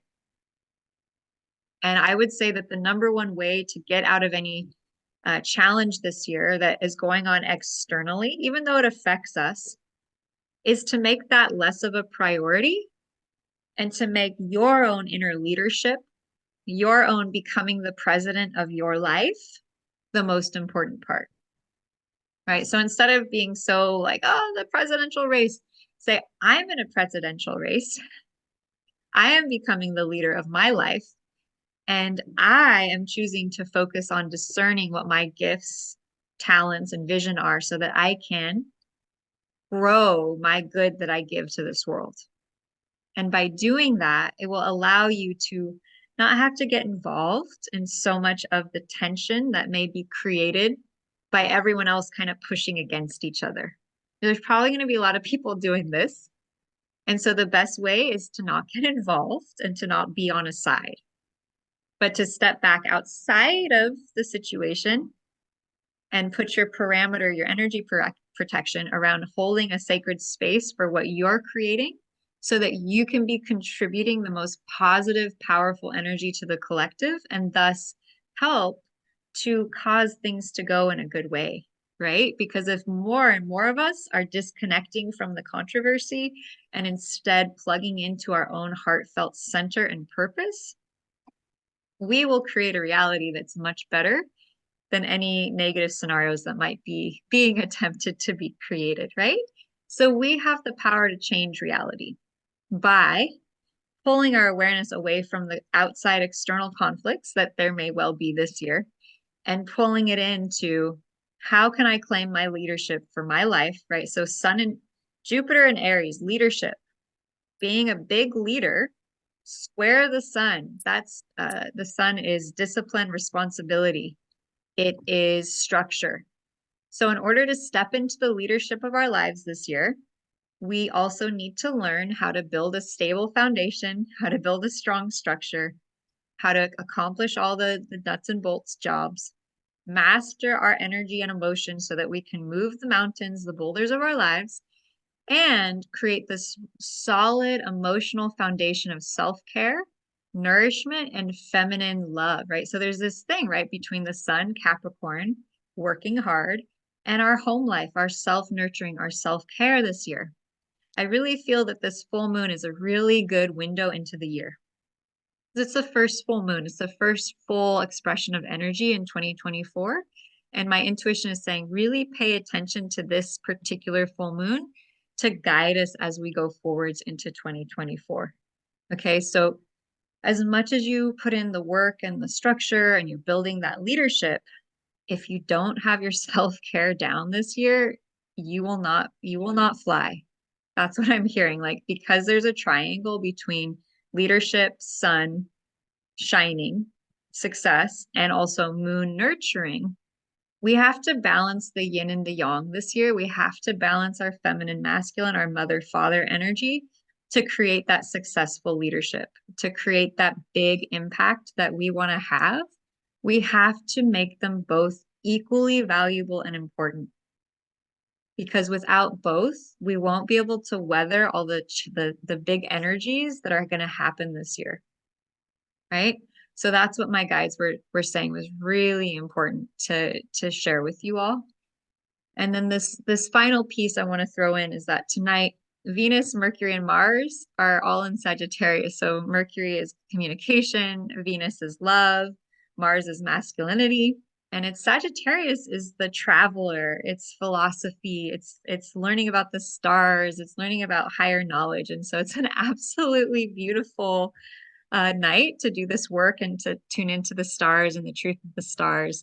And I also feel and sense that with so many planets in Sagittarius, at this full moon, this very important juncture in the year, there's going to be a lot of urge to travel this year. There's going to be a lot of urge to learn higher mind things, like to pursue the growth of the mind and the spirit, and to also realize that there could be a lot coming to light around foreign countries. There's like going to be a lot of foreign news this year, a lot of things happening in other places, a lot of urge for freedom, urge for growth, urge for expansion in the collective field. We're not going to be content to just stick with the status quo this year. We are going to want to expand and go beyond and learn the things that our body, mind, soul connection need to step into the next level and claim those fruits of destiny, those golden nuggets from the tree of life. Okay, because Sagittarius yearns to taste the nectar of the gods. It yearns to taste the ambrosia of what creation has for us. And so Sagittarius energy is going to be propelling us. We may travel more. We may go to foreign countries, we may travel from home more and learn things from foreign places. There's a thirst for knowledge. So as much as we're stabilizing, we're tending to the emotions and we're pursuing leadership, we're also going to be expanding our mind with a lot of travel, a lot of new information, a lot of expansion. So that's why the self-care is so important, because the soul and the heart want to expand and grow so much this year. Yeah, you can feel it. You can feel it. It's super, super potent. So I'm just going to go through a couple slides to just kind of reinforce visually what we were talking about, which is just full moon, sun in Capricorn. And so I often think of the structures like this incredible temple, right? That's this year is about building a legacy and sort of confronting like, what is our legacy? What is it? You know, what is it that we really want to create for future generations? We're being asked to look at that. It's a big question. You know, it's kind of like getting personal with you and God. Like, here I am. This is my life. This is my life stream. This is where I'm at. And this is what I want to create. No pressure. No pressure, right? You can do it. No problem. Right? So Capricorn, it began January 20th. It is the climber of mountains. They are here to build true success in the material realm. Disciplined, focused, practical. It's ruled by Saturn, real world success. But as we learned from the story I told you, real world success can also come from learning how to move mountains with your mind, right? Real world success can come from learning how to discipline your energy to shift things. Use the law of attraction, right? Use your power. Okay. Millionaires don't use astrology. Billionaires do. So if you are on that track for wanting to create more income and wealth in your life, I highly recommend learning a bit more about astrology, because for thousands of years, right, the elite, the kings and queens, those in power have used astrology. And I bet you to this day, they still are. They still are. And so for you to know what's happening in the stars with the planets gives you a heads up about how to go forwards and what you're trying to create in your world. It's incredibly powerful. Okay. Whew. All power is originally vested in and consequently derived from the people. So why am I sharing that? Okay, our final thing, well, not the final thing, but the other the other thing I wanted to share with you is that this year is really big on a constitutional birthday of the United States level. And that is that the year of the United States being created into this, democratic nation, 1776, I think, was the year that Pluto was 2 degrees of Capricorn. And Pluto will be 2 degrees of Capricorn in February. And so it will be going through our country, the United States of America, will be going through a Pluto return. So Pluto will be in the same sign it was during the time of the revolution. Yeah. Yeah. So if you felt like, gee whiz, there's something so big in my energy field, I don't know what it is. That could be the fact that our country is preparing to shift in a really major way this year. And so that's why your focus on your self-care and your vision is so important, because the things that we've found stable and we've depended on as constant may be shifting and changing this year.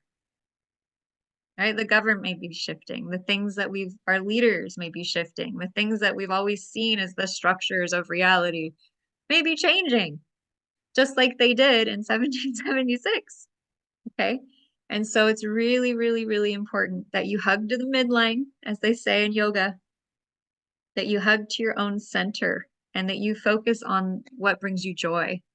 They're saying laughter and joy this year, staying focused on everything's working out. I don't know why this is a good thing.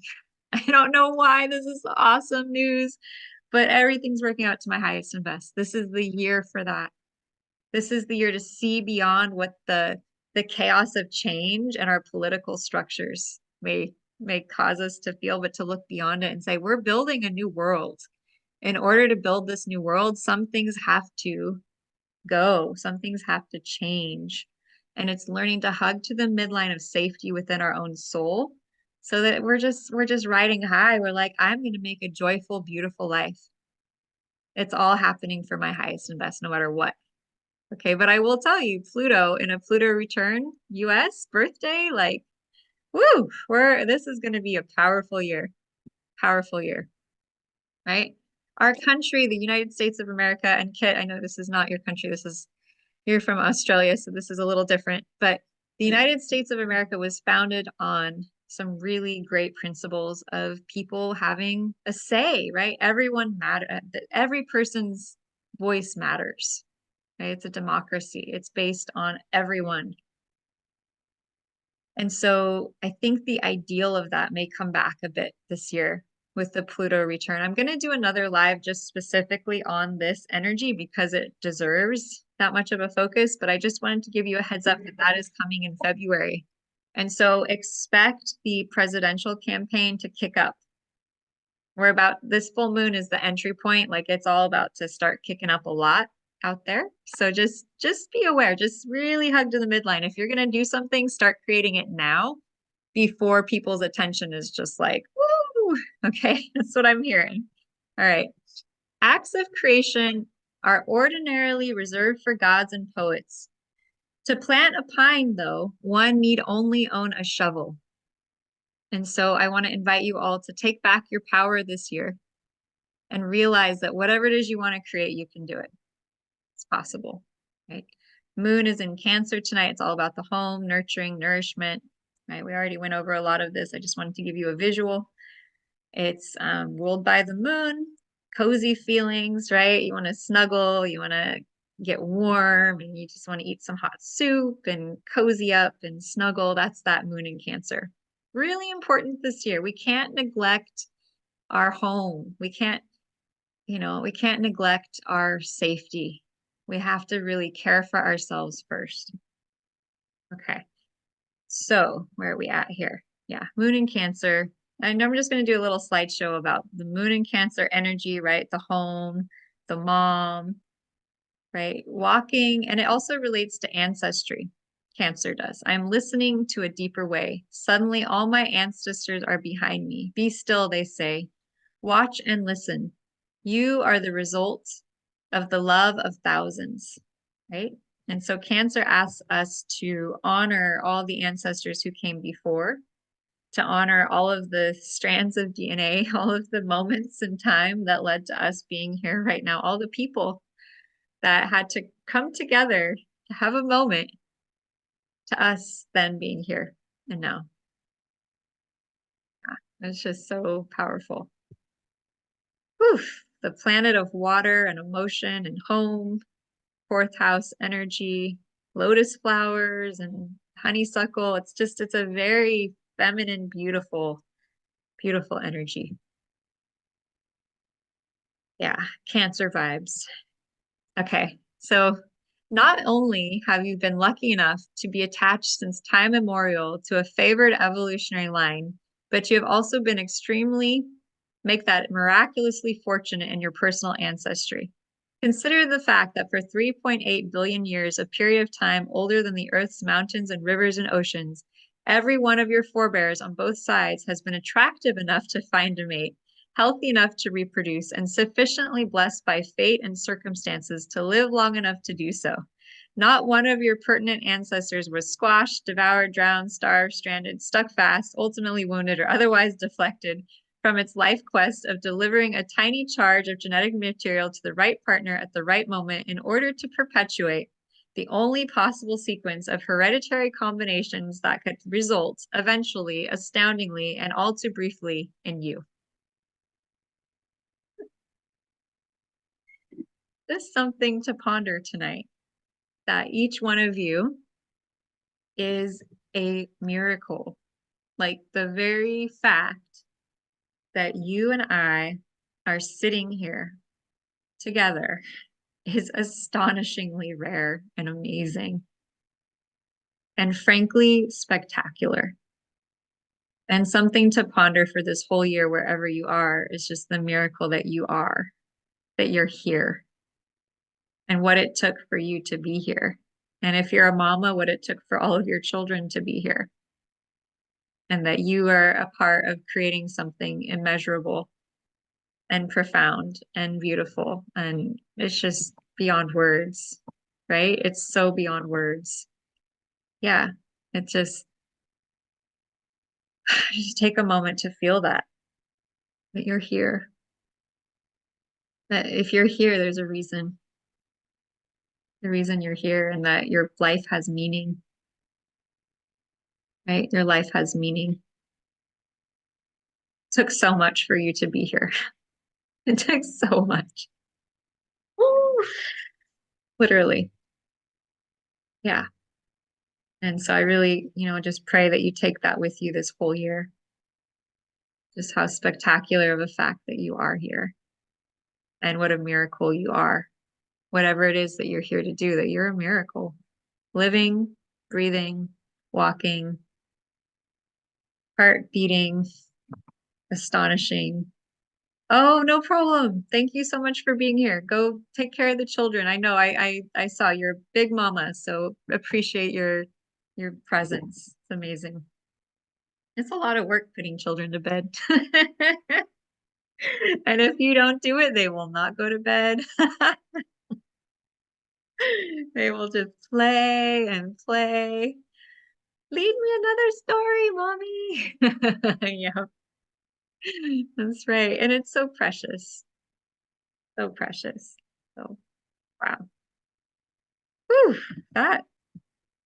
Oh, you did it just now. Wow, you're a whiz. She's got it down. She's got her system. Good for you, mama.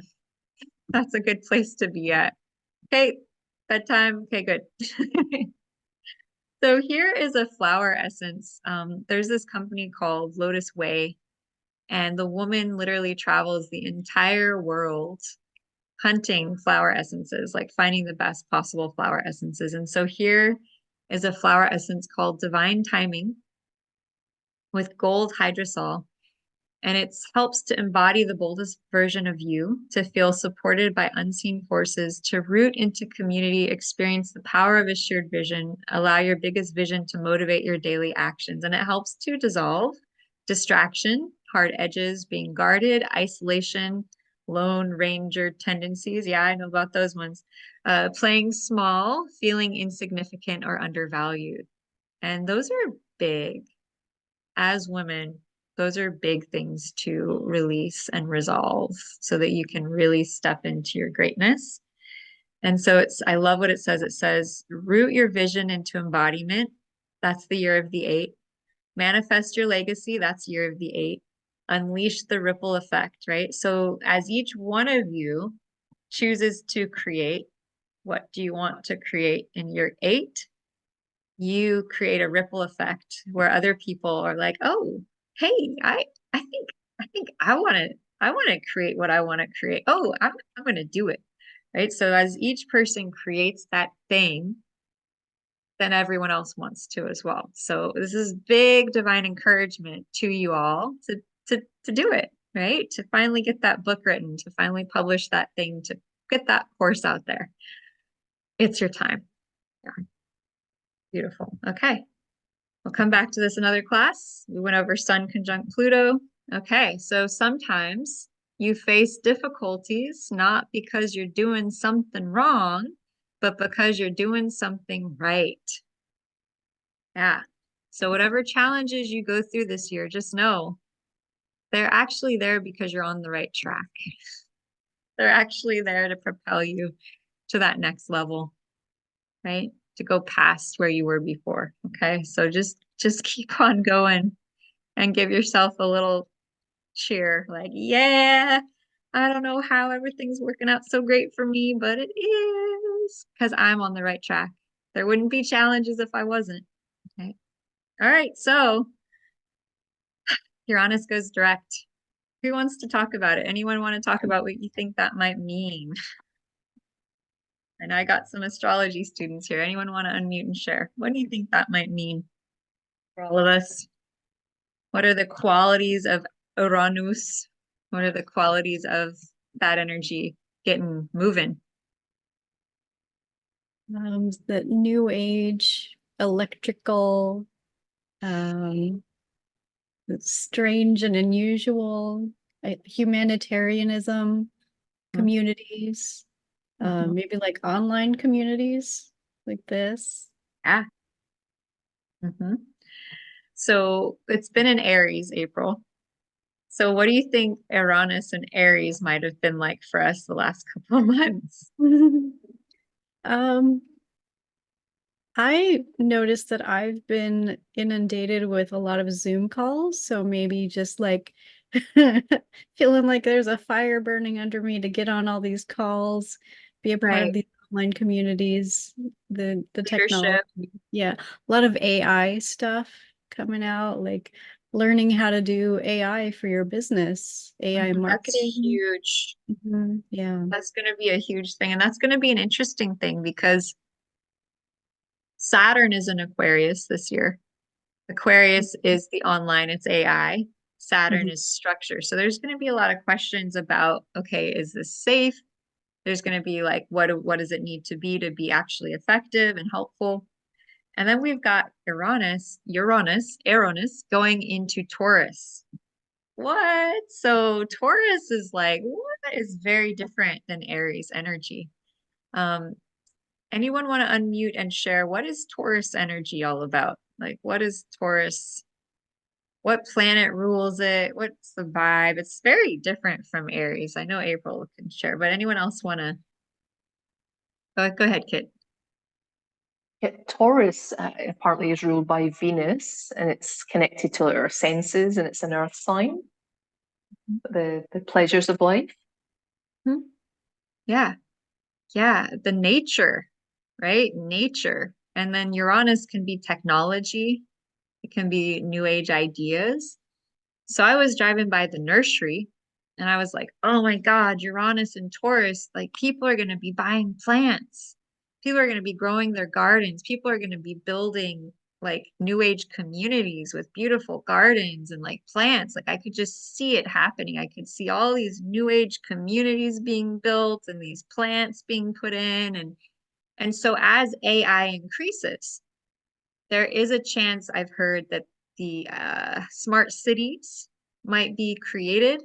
And as smart cities are created, there's going to be also nature places being created because there's going to be a retaliation of people who are like, I don't want to live in a smart city. They're devoid of life, I want to live in a life-filled city. I want a community where there's plants growing and the people are human and they are, connecting and they're emotional, right? And so there's going to be a lot of people building these communities this year. It's going to be like, how April, you were saying a fire under your butt to get into the Zoom calls.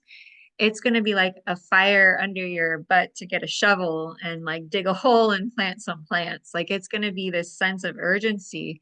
Like it's time to grow the food, our own food, right? It's time to create our own communities. It's also going to be potentially new ways of growing plants, new ways of having, like, have you ever seen the plants growing underwater in the ocean?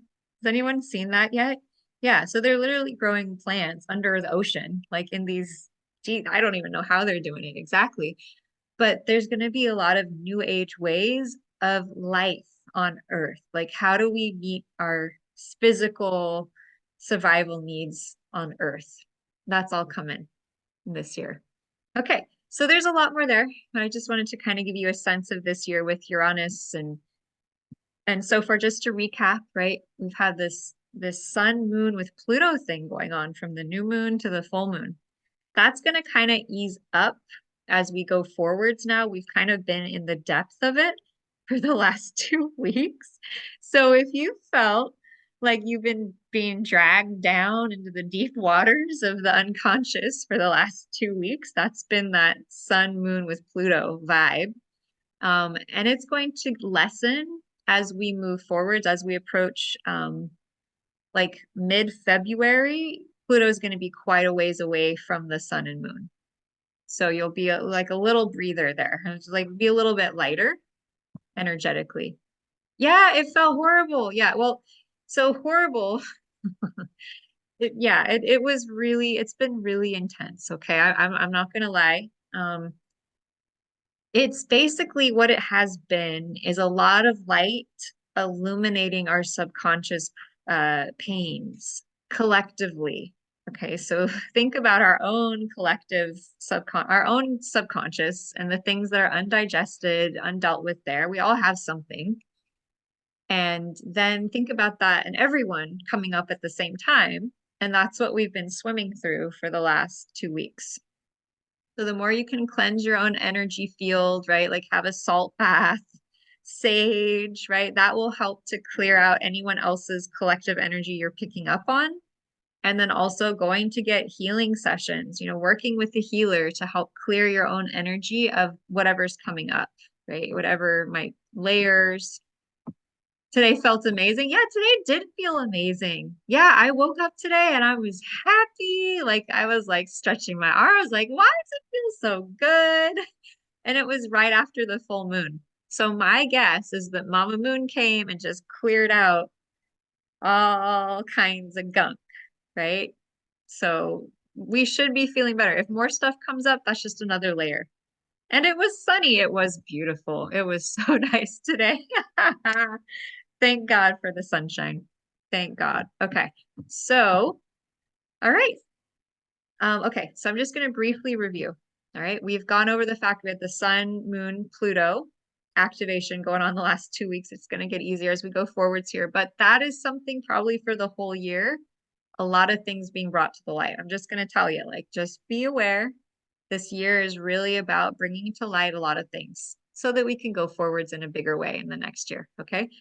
Secondly, we talked about Uranus going direct into Taurus. That's going to be exciting. A lot of things shifting for gardening and food and massage. That can also be sensuality, physical touch, like acro yoga and partner yoga. People really getting into doing things with our bodies, like playing and having fun, going out, enjoying, eating a piece of chocolate cake, for God's sakes.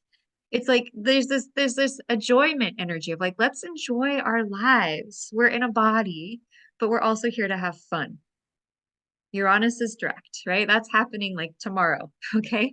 So really exciting.